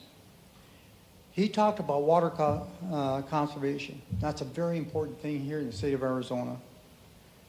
We can't stop growth, but we can control it till we're ready for it. Now, on the water meters, you guys, we have charges per 1,000 gallons. That's incorrect. 25,000 water meters. You have to charge us. He talked about water systems. Your mechanical meter reaches the tenth of a gallon. In the state of Arizona. Your software in town, I've seen it. We can't stop. It reads the same way. But we can control it. Yet you charge for 1,000 gallons. Now, what we have to do is educate the citizens how to conserve water. That's incorrect. And it is by doing a drop test. You have to 2 or 3 times a year in your home. Your mechanical drop test to shut everything down in your home. Your software in town, and you open up the camera, it reads the same way. If it moves in an hour, you've got to leave. Now, the water could go to the foundation, crack your foundation, lean your house over, cause damage in roads, some small sinkholes. Okay? If you bill us correctly, we're able to do the drop test and able to conserve water that way. Okay, Mr. Olivas, you need to wrap up. Okay? But Mr. Jackson's going to be here. You can talk to him afterwards. Right. Am I right or not on that? Thank To you. conserve water. Thank you, Mr. Olivas. There are a lot of ways to conserve water. Yes. Mr. Olivas, thank you. Right. Okay, next. And I missed your name, I'm sorry.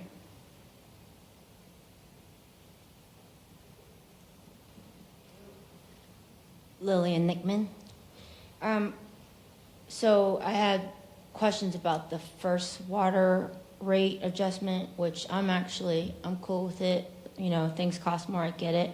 But for the 5,000 gallon limit, will that be the bottom tier? Or if a household uses, let's say 1,000, you know, snowbirds, sometimes they're not home.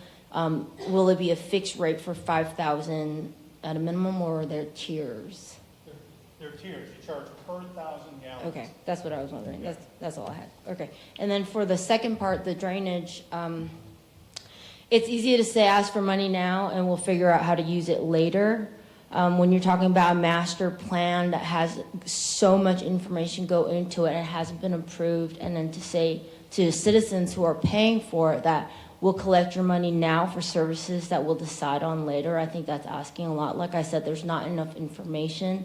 I think they will in time be able to compile that information, but until that information is made available, how can you rightfully tell the people that we will collect your money now and we'll tell you how we spend it later? I'm sure, you know, you're right about it coming out to a certain amount.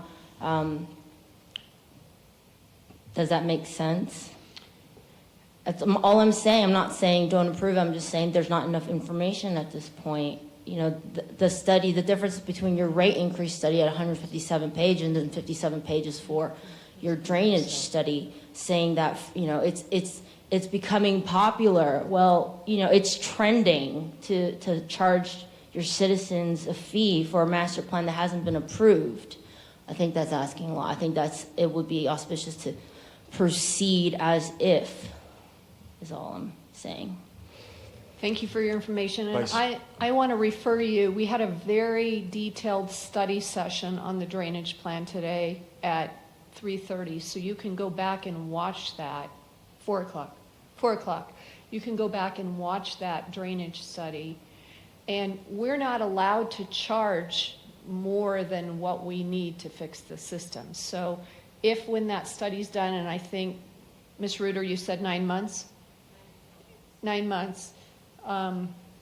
And we find out that we're charging too much, we're mandated to come back and adjust those fees. Okay.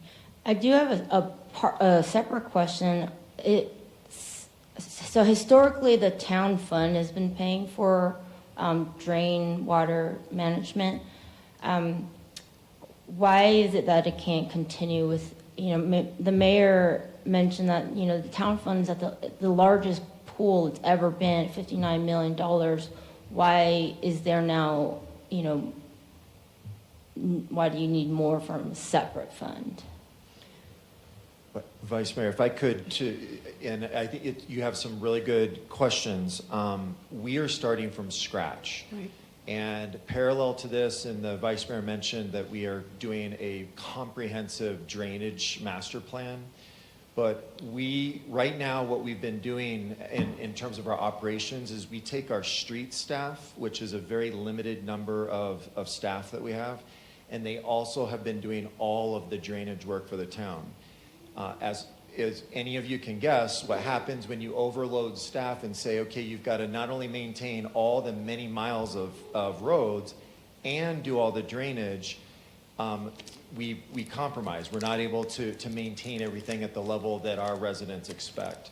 So this fee the way I would look at it is there's a ramp up component. So we will be hiring staff, dedicated drainage staff, that will be going around working to improve all of our existing drainage ways. We have millions of dollars of backlog of maintenance that needs to be done over the next number of years.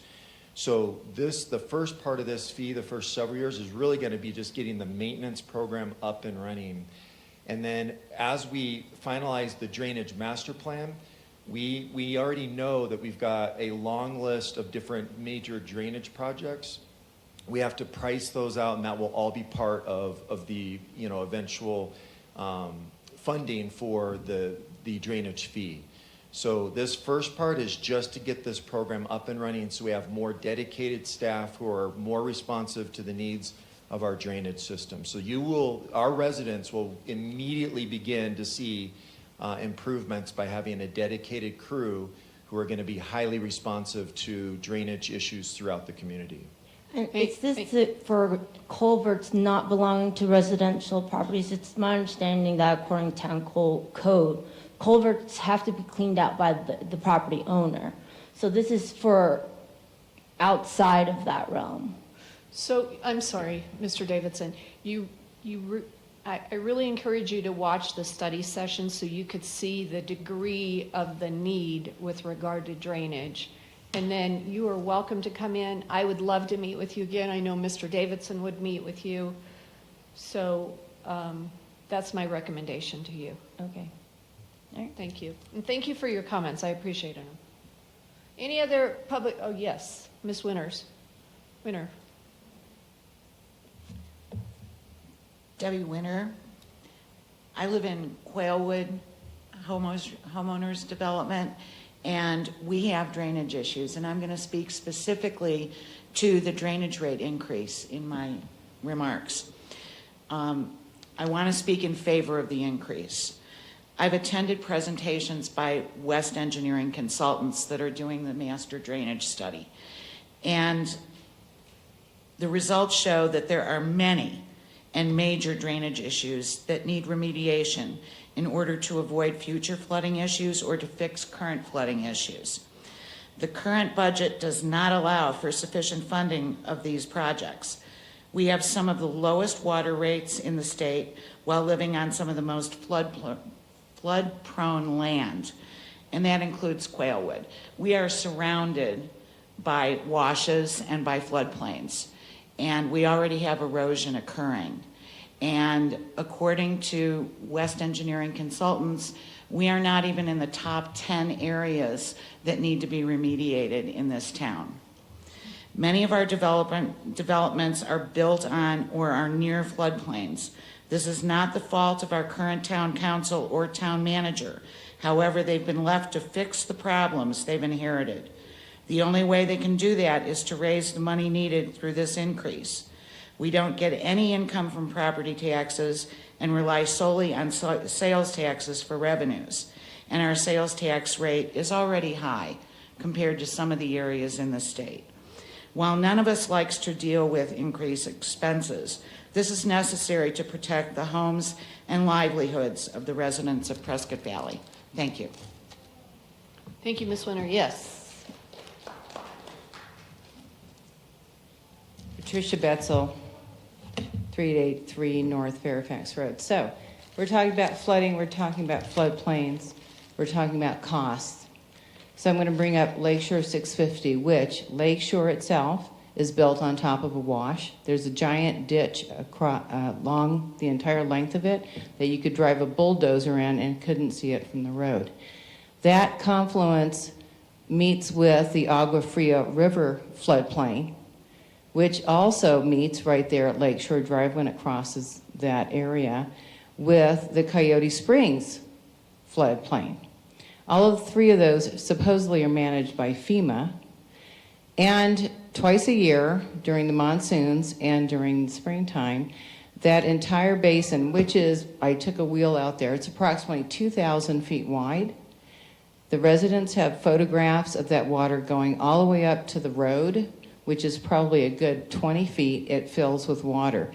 Yet we're standing here waiting for a judgment call on Lakeshore 650 of not only building in that entire area, but here we're talking about raising water rates, and the residents have been very vocal that if you build in that area, it will flood, because they're not going to do any construction north of that, where the water comes from.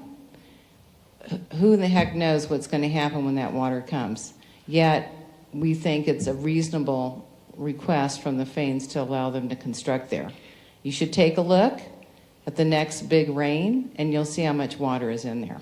Thank you for your Thank you. comments. Any other comments related to the rate fees? Yes, Mr. Williams. We're going to stick to the water rate fees. You betcha. Okay. I heard you. I agree in part with Lilia. It's not that I'm against all rates going up, but Mr. Jackson just didn't explain what we get for $50 million. Maybe it was in the tiny font that was stacked, 30 rows high, and I need a copy, or maybe I need to look at the work study video, and I'll do that. But I just don't see what we're getting for 50 mil. And he needs to be specific. Regarding stormwater runoff, and again, I'll look at the tape, but we're already addressing it in a big way. I mean, look at the north slope of Glassford Hill. It's all dug up. It's going to channel all that water to Lord knows where, but maybe that was addressed at 4 o'clock. So I'm not hearing that the town isn't already addressing it. And I don't think Mr. Jackson did a good job of explaining, if we have all these parking lots, pick a few stores, Walmart, Fry's, where does it go? And again, maybe you talked about that at 4 o'clock, but where does it go? Does it go to Mountain Valley Park? Is that our only pond system? Just a few questions. Thank you. Any other questions before I close the public hearing? Yes, sir. Can you come to the podium, please? When are the rates supposed to start increasing? Is this something I should ask afterwards? Why don't you ask your questions? We'll have staff come up and answer them. Okay. Or you're welcome to talk to him afterwards, because Mr. Wadsworth is still here too. Okay, because as a district, we're going to have to start mimicking the rate increases. That was what I wanted to, find out. Okay, and Thank I'm you. glad you were here. Okay, I'm going to close the public hearing. Bring it back to council. Do we have any questions? No. Okay, I'm looking for a motion. I make a motion to authorize the mayor to sign resolution number 2023-2351, revising or adding certain utility rates, fees, and charges, including certain automatic annual increases in the town comprehensive fee schedule by electronic vote. I'll second.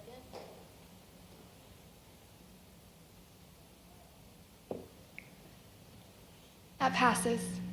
Thank you. Okay, we're moving on to 8C, which is Community Development Block Grant. We have a very short presentation by Mr. Judy. Okay, got the message, very short. Time's up. So this is a CDBG public hearing. Would you like to open the public hearing now or after the I presentation? would like to open the public hearing now. Public hearing is open. Thank you, Vice Mayor.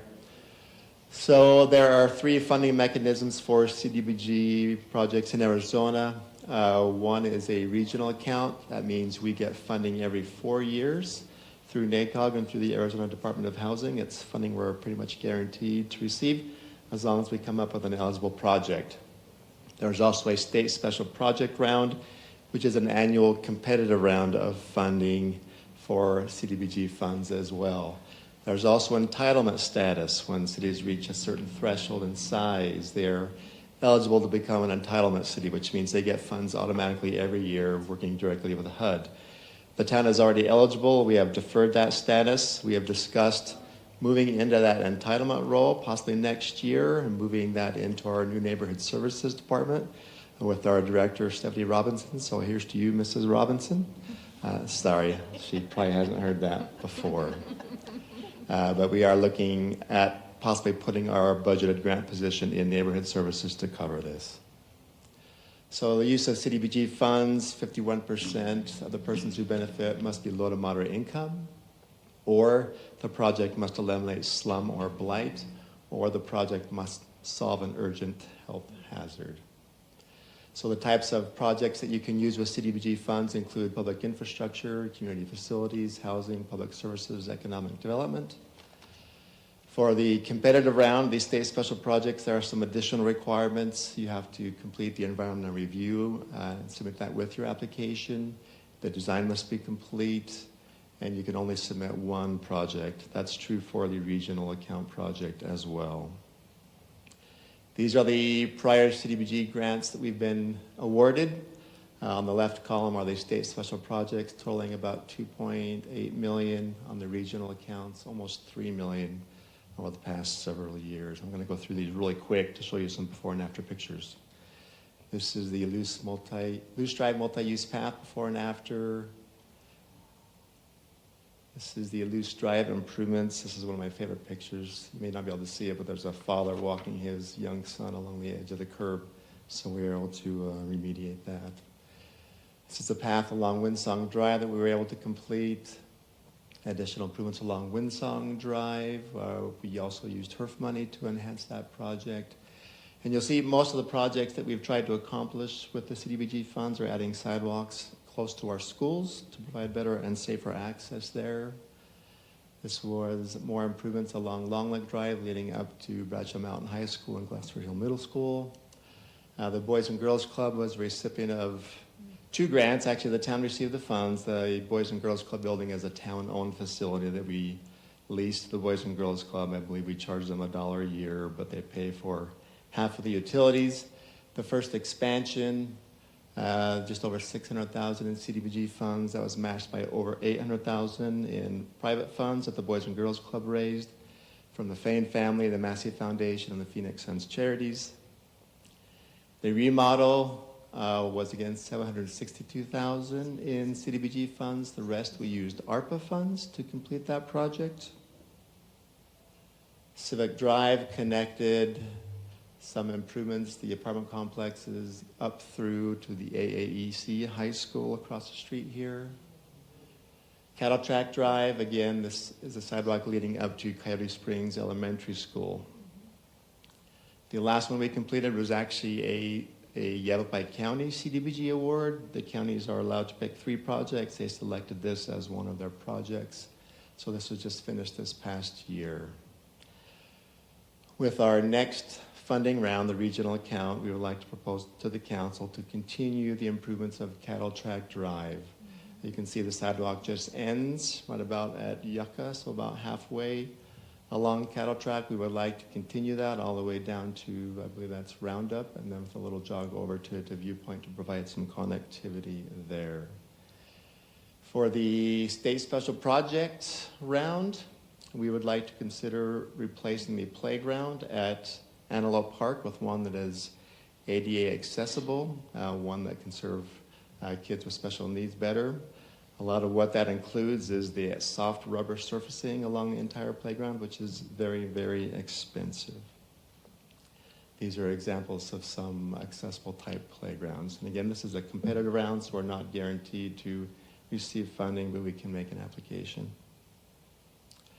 So the next steps after the second public hearing will be held on January 25th, when you would actually select a project, pass the appropriate ordinances, and if there is any leveraged funds needed, you would pass that commitment as well. So I'm happy to answer any questions you might have. Thank you, Mr. Judy. Is there any questions from the audience? Seeing none, I'm going to close the public hearing. Questions from council? So, Mr. Judy, when we become an entitlement jurisdiction, will we still be able to apply for the state special projects? Vice Mayor, no. Okay, that's what I thought. Yes, they would be locked into that entitlement status. So the state special projects are for those entities that aren't entitlement cities or towns. That's what I thought. Okay, so I am looking for a motion unless there's any other questions. There's no motion needed. This is just No a motion, public hearing. just a public hearing tonight. Correct. Okay. Kevin, did I forget Come back anything? another Anything? time for the rest of it. Okay. All right. Thank you, Vice You Mayor. can sit Council. down now, thanks.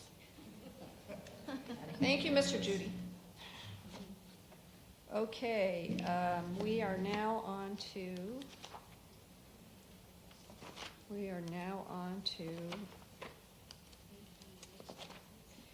8D, Series 7 liquor license, Pizza Hut, consideration and possible action. Ms. Greenwood. Good evening. Did you want to open up the I'm public going to hearing? open the public hearing. Teresa June Morse, agent, filed a new application for a Series 7 beer and wine bar liquor license on behalf of Pizza Hut number 33656, located at 7430 Pathway. Currently, Pizza Hut has an active Series 12 liquor license. The Arizona Department of Liquor License and Control permits applicants to have multiple stackable licenses at one location, including a Series 7 and Series 12 liquor license. A copy of the application was posted for 20 days on the front of the premise as required by Arizona law. No arguments in favor of or opposed to the issuance of the license were received. It is recommended Town Council recommend approval of the application to the Arizona Department of Liquor License and Control. Thank you. Okay, the public hearing is open. Is there any comments on this application? No, hearing none. Close the public hearing. Council, any comments, questions for staff? No? Okay, I will look for a motion. Vice Mayor, I'd like to make a motion to recommend approval of the Series 7 liquor license application for Pizza Hut number 33656, located at 7430 Pathway, to the Arizona Department of Liquor Licenses and Control by electronic vote. I second. That passes. Okay, moving on to 8E, non-subdivision residential development water policy condition and possible action. Mr. Wadsworth. Good evening again, Vice Mayor and Council. So tonight we're going to talk about a new policy, the non-subdivision residential development water policy. A little bit of background. First of all, last month, Ivan Legler provided you with a detailed presentation on all of the different aspects that were contained in this proposed policy. And going back even further, we presented to you a lot of the different things that we're looking at doing related to water and how we're going to conserve water and what we need to do moving forward. And we presented a lot of information on plans and studies and partnerships and policies. So we're in this area of policy. So we're down in this one. We've already brought to you recently the bulk water sales. We're doing the conservation rates, which is again helping us with our water management. And so tonight we're talking about another very important one, which is the non-subdivision water policy. And so after my presentation, if you have detailed questions about some of the more detailed stuff, Ivan Legler is here. He can answer those questions, and we do have his presentation here as well, but I'm not going to get into that. So I'm going to give kind of more of a general layman's description of what we're doing. And so, as you know, we're exploring every avenue that we can to conserve water, reduce water, and preserve water for the future.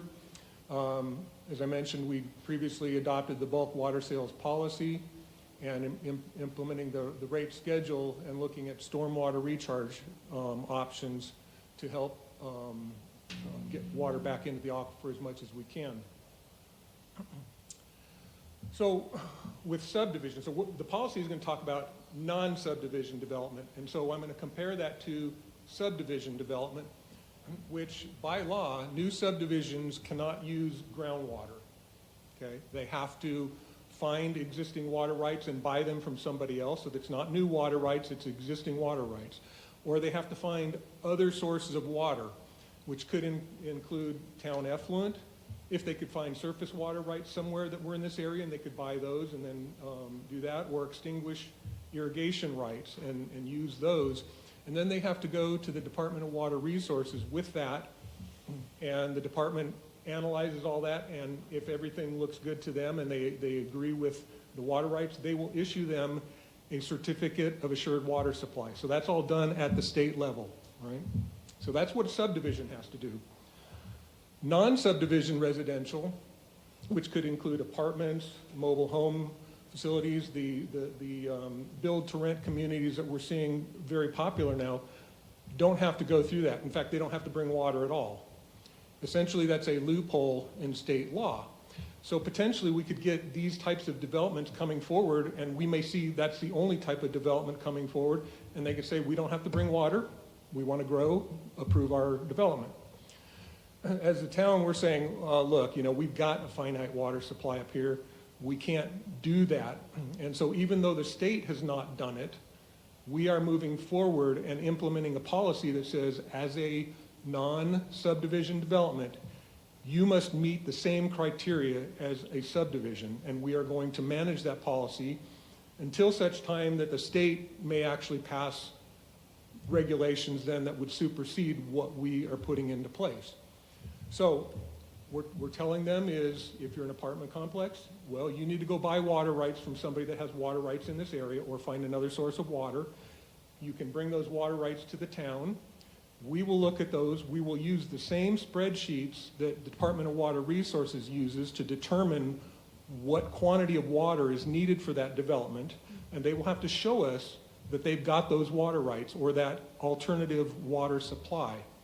And if they can do that, then that is not an additional demand on the aquifer. If they had presented that same information to the Department of Water Resources, they would approve it, and that's what we're proposing to do as well. So we don't know when the state is going to put new regulations out there. It may be a few months, it may be a few years before they can agree on what they think that law needs to look like. But we need to act now. We need to preserve our water for future generations of Prescott Valley. Actually, I think I've gone through this already, so I'm kind of not following my own presentation. But they need to acquire the same water rights. They need to show us what those are. We are going to analyze them using Department of Water Resources criteria. And so this will put the residential subdivisions and the subdivision residential and the non-subdivision residential basically on the same playing field, and it won't be giving them an advantage where they don't have to spend the type of money to acquire water rights. So, in a nutshell, that's it. If you have any questions, I'd be happy to answer them. Thank you, Mr. Wadsworth. Questions from council? No question. Questions from council? Madam Vice Mayor, could I just add something to that? Absolutely. Neil has done such a great job. We've told him laughingly sometimes that we need to have him move his office upstairs to the legal department. I think you've cemented that, Neil. We'd like to have you there. He's done a great job of giving us an outline, and one thing we'd like to emphasize is that there's a great deal of study that has gone into our ordinance. We recognize that we're on some new ground, but we've reached out to people who do know about water and who have given us some background and advice as to how we might approach this. We want you to also understand that we have some due process that is built into the ordinance. If anyone believes that the analysis that's been done is incorrect, they will have an appeal process. We also want to emphasize that we're beginning this process in 2023, so those developments that have already been approved do not have to meet this requirement. However, the ones that we have spoken with and that we're negotiating with now will have to meet that requirement. Even though we've not yet adopted this policy, we believed we could apply the policy prior to this action. So I just wanted to let you know that all of the things that we've been looking at in 2023 will be required to meet this policy. So, Mr. Legler, we received a letter dated December 14th, 2023 from Mr. Lawley, an attorney on behalf of Fane's Signature Group, asking us to delay this process so that they may be able to dialogue with us. How long have we been talking about this process? You know, a lot of credit needs to go to Gilbert Davidson, because Gilbert's been talking about something like this for probably 2 years. And so this has been developed over a long period of time. The staff did this study back in December of 2022, and we raised it with the council in our study session in April, when we took all of the proposed policies for our water goals. And one of them was, in fact, this policy, as well as the bulk water policy and some of the other things that we will be doing in the future. So the other part of the letter, and I just want you to confirm this, it says that the town has not published the draft ordinance for public comment prior to the town council agenda. Of course, the ordinance was there in the packet back in November when we discussed this in our last study session. We've certainly sent it around. I believe many people have gotten copies. We believe that it is something that has been available for people to see. And we have posted it per state requirements. Yes. Okay. And if I could add, I mean, we have reached out to specific entities in the state. So I have spoken and communicated with and I don't know the exact acronym for it, but the Rental Association of Arizona. So they represent all developers that do rental projects. They had a copy of our draft ordinance and have not provided any opposition to it, and understood that local communities have to start implementing things like this. We will be, I think, probably one of the first cities in Arizona. The director of the State Department of Water Resources is fully aware of this policy. And we've also communicated with members of our legislative delegation. They are fully aware of the steps that we have taken. Okay, great. Thank you, Mr. Davidson. Unless there's any other questions of Mr. Wadsworth, I'm looking for a motion. Vice Mayor, I'd like to make a motion to read ordinance number 2023-930 by title only on 2 separate occasions, then place the same on final passage by electronic vote. I second it.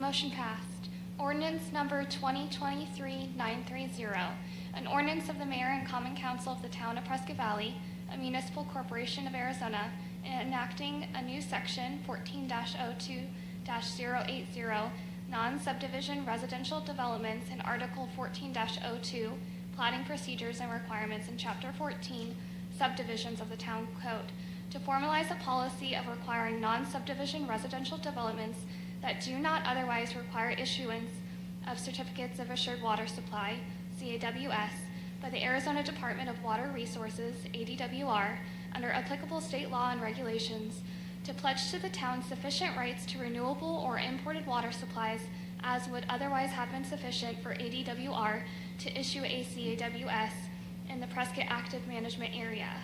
As a condition precedent for the town to issue any required approvals, providing that all other chapters, articles, and section of the town code not herein enacted or amended shall remain in full force and effect. Providing that if any provision in this ordinance is held invalid by a court of competent jurisdiction, the remaining provisions shall not be affected but shall continue in full force and effect. And providing that this ordinance shall be effective 30 days after its passage and approval according to law. Thank you. Thank you. Okay, moving on. I heard somebody clap. This is landmark for us in our state. So if you guys want to clap for this, I'm going to give you time for that. Thank you. Okay, item 8F is ZOA 23-004 Amendments, Town Code, Chapter 13, Community Residents, Consider and Possible Actions. Mr. Ruby. Thank you, Vice Mayor, Council. Back in August the 10th this year to be exact, and I apologize, I believe your staff report said October 10th. Should have been August the 10th. So anyway, back in August of this year, the council received input from a number of citizens in the call to public expressing concern about traffic from concentration of rehabilitation homes in the area. And the public requested that the council adopt regulations similar to the city of Prescott.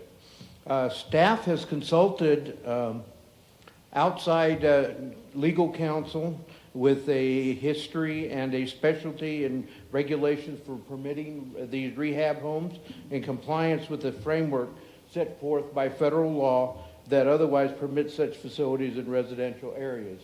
In particular, the Fair Housing Act provides protections for persons with disabilities, but the act does not preempt local jurisdictions or zoning laws or preclude the adoption, amendment, or enforcement of zoning regulations pursuant to our local police powers, as long as those zoning regulations are consistent with the Fair Housing Act.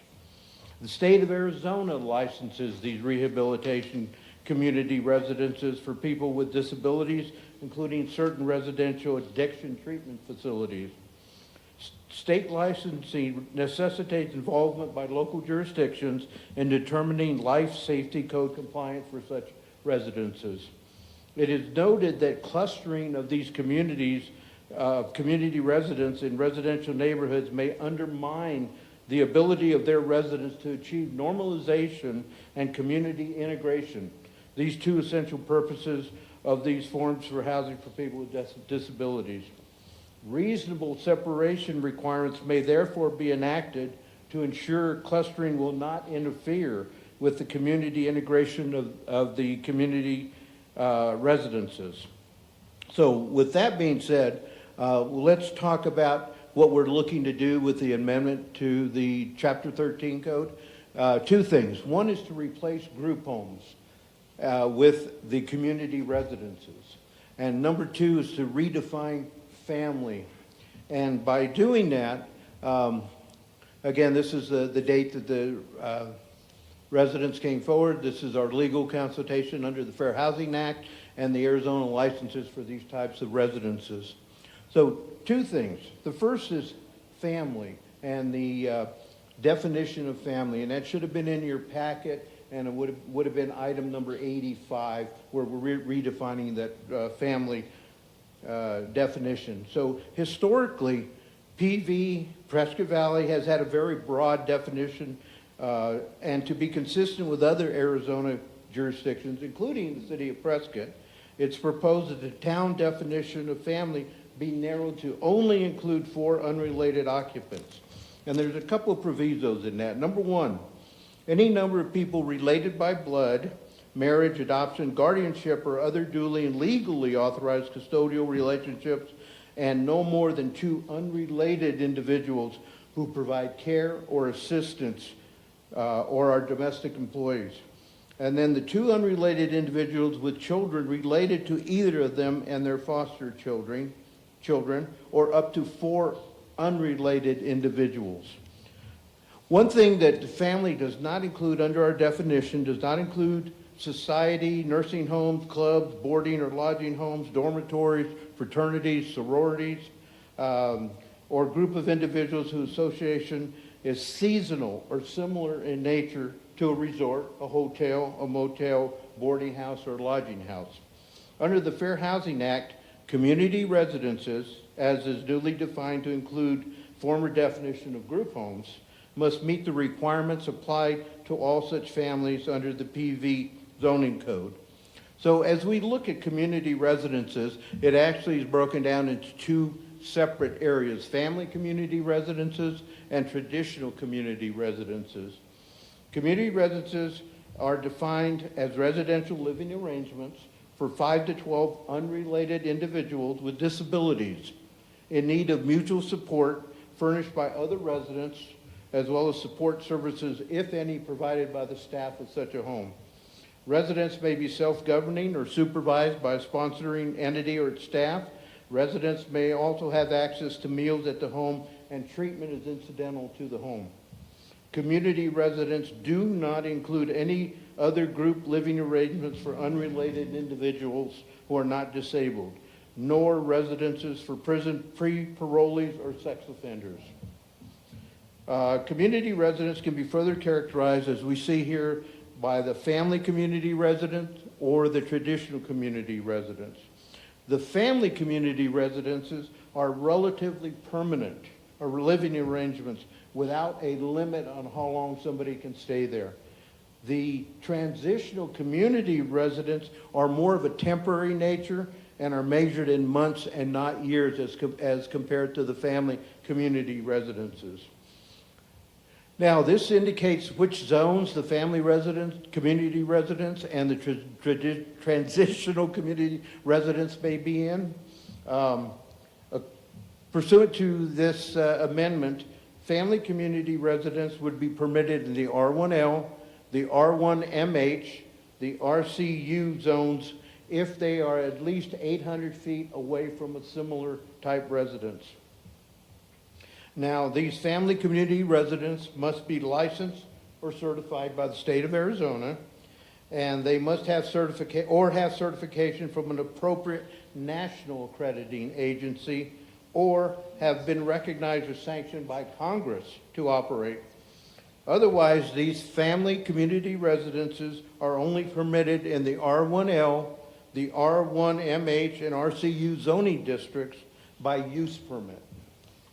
So the transitional community residences would be permitted in these same zoning districts by use permit, subject to separation requirements. So that's the 800-foot minimum distance between the homes. Both family and traditional community residents, so both of these, would be permitted in the R2 and the C1 zoning districts. There is a reasonable accommodation waiver that the Development Services Director may grant based on issues of fact in each case as they are reviewed. Number one, that they do not impose an undue burden or expense for the town, or if the proposed use would create a fundamental alteration in the town zoning scheme. Denial of this requested accommodation would be appealed to the Board of Adjustments per Town Code 1329050. Planning and Zoning Commission held a public hearing on these proposed amendments to Chapter 13 on November 13th, 2023, and they recommended adoption by the Town Council. After holding its own public hearing on these proposed amendments to Chapter 13 regarding the community residences, the Town Council may consider whether to vote to read Ordinance 2023-932 along with Exhibit A, amendments to Chapter 13 by title only on two separate occasions, then place the same on final passage.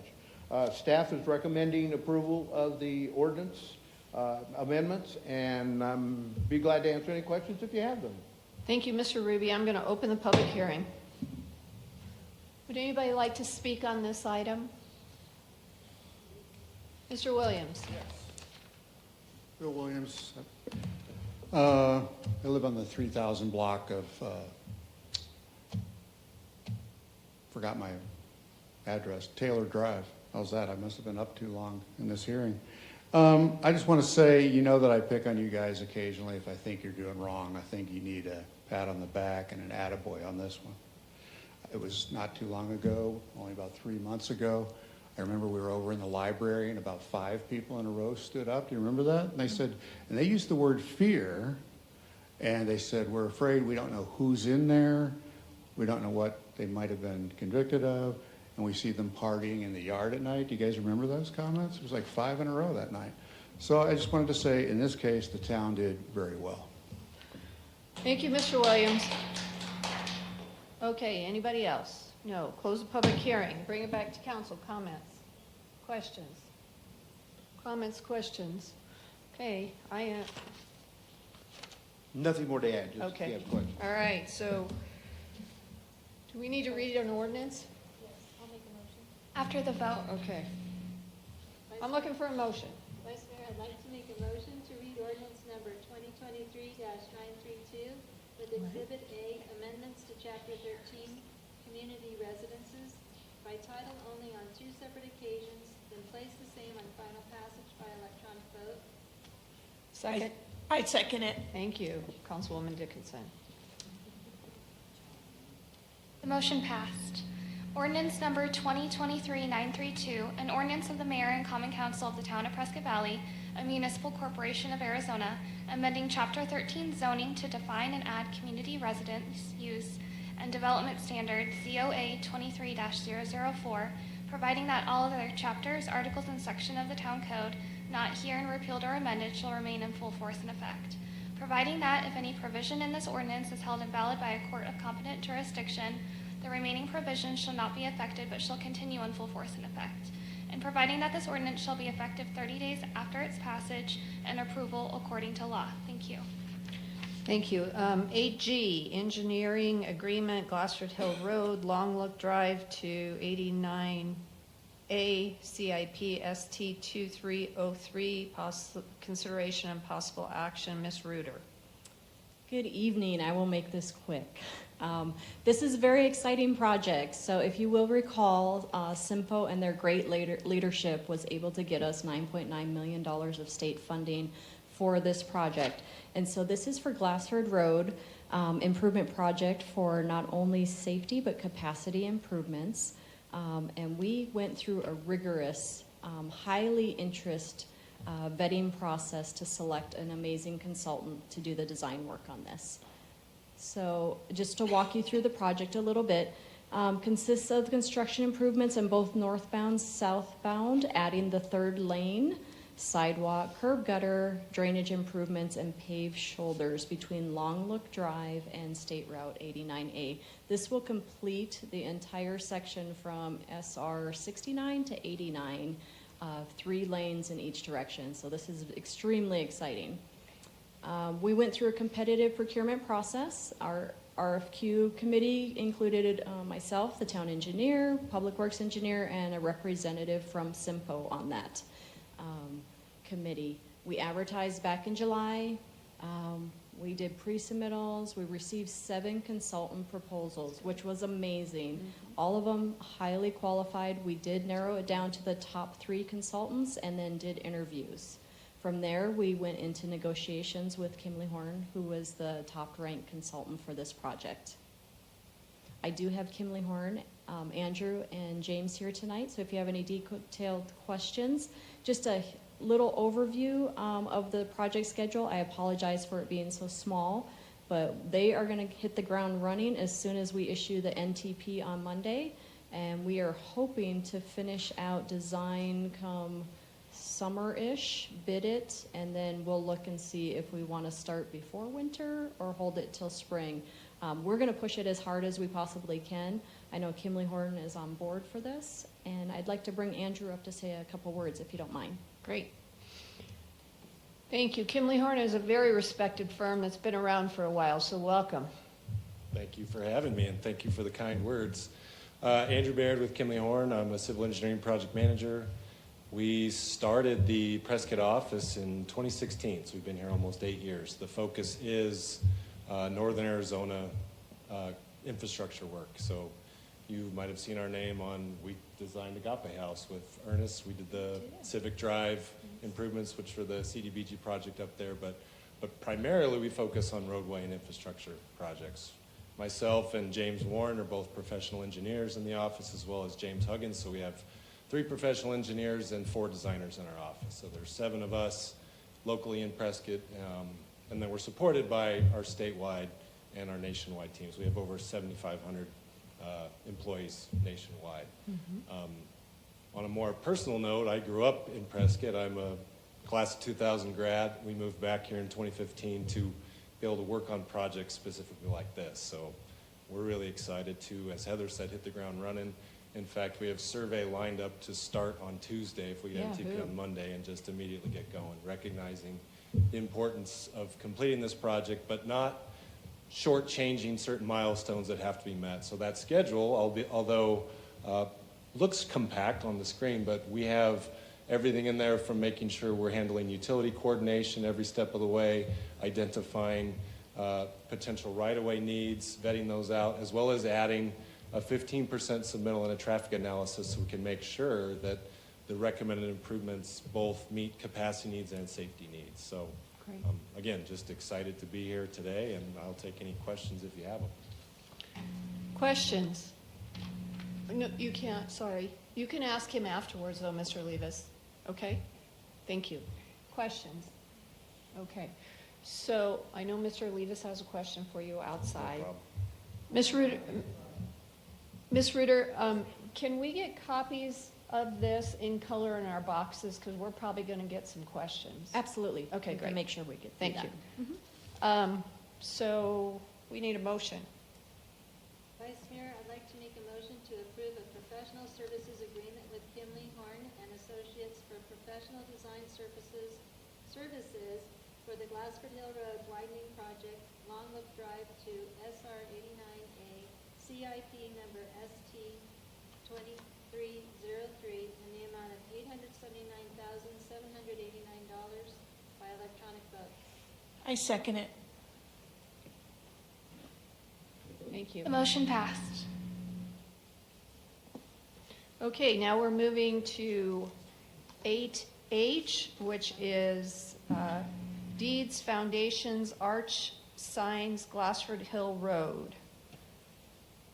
Mr. Davidson. Vice Mayor and members of the council, this item had been placed on consent.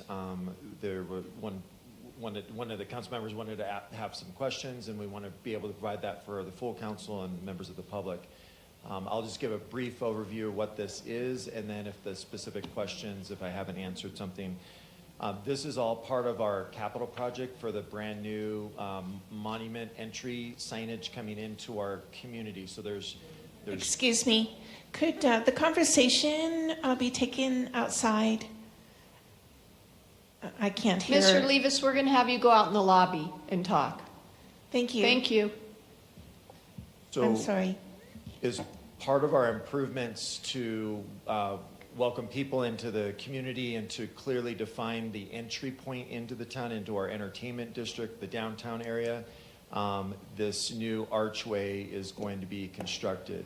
What this is on tonight's agenda, we approached two property owners, and they have graciously donated their land parcels to the town for this project. So this is at no cost to the town.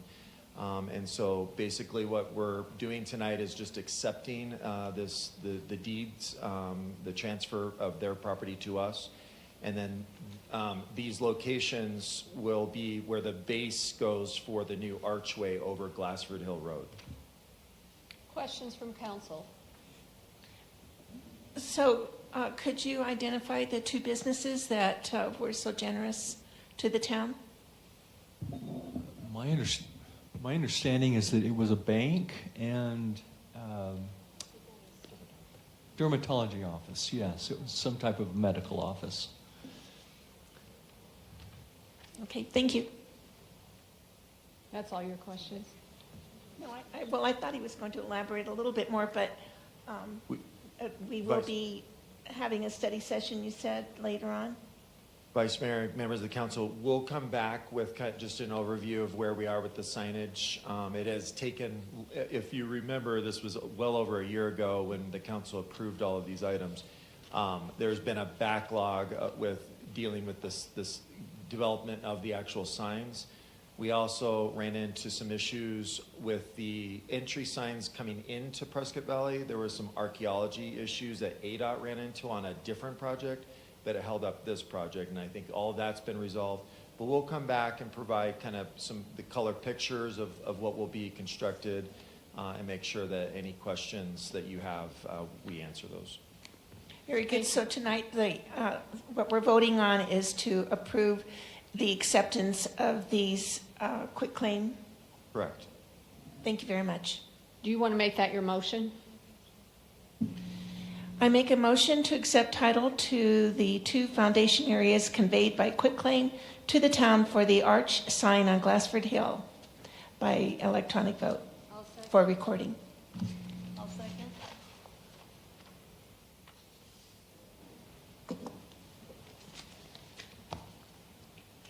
Okay, item number 9. Vice Mayor, I'd like to make a motion to adjourn. Okay, is there a second? I second it. All in favor say aye verbally. Aye. Merry Christmas.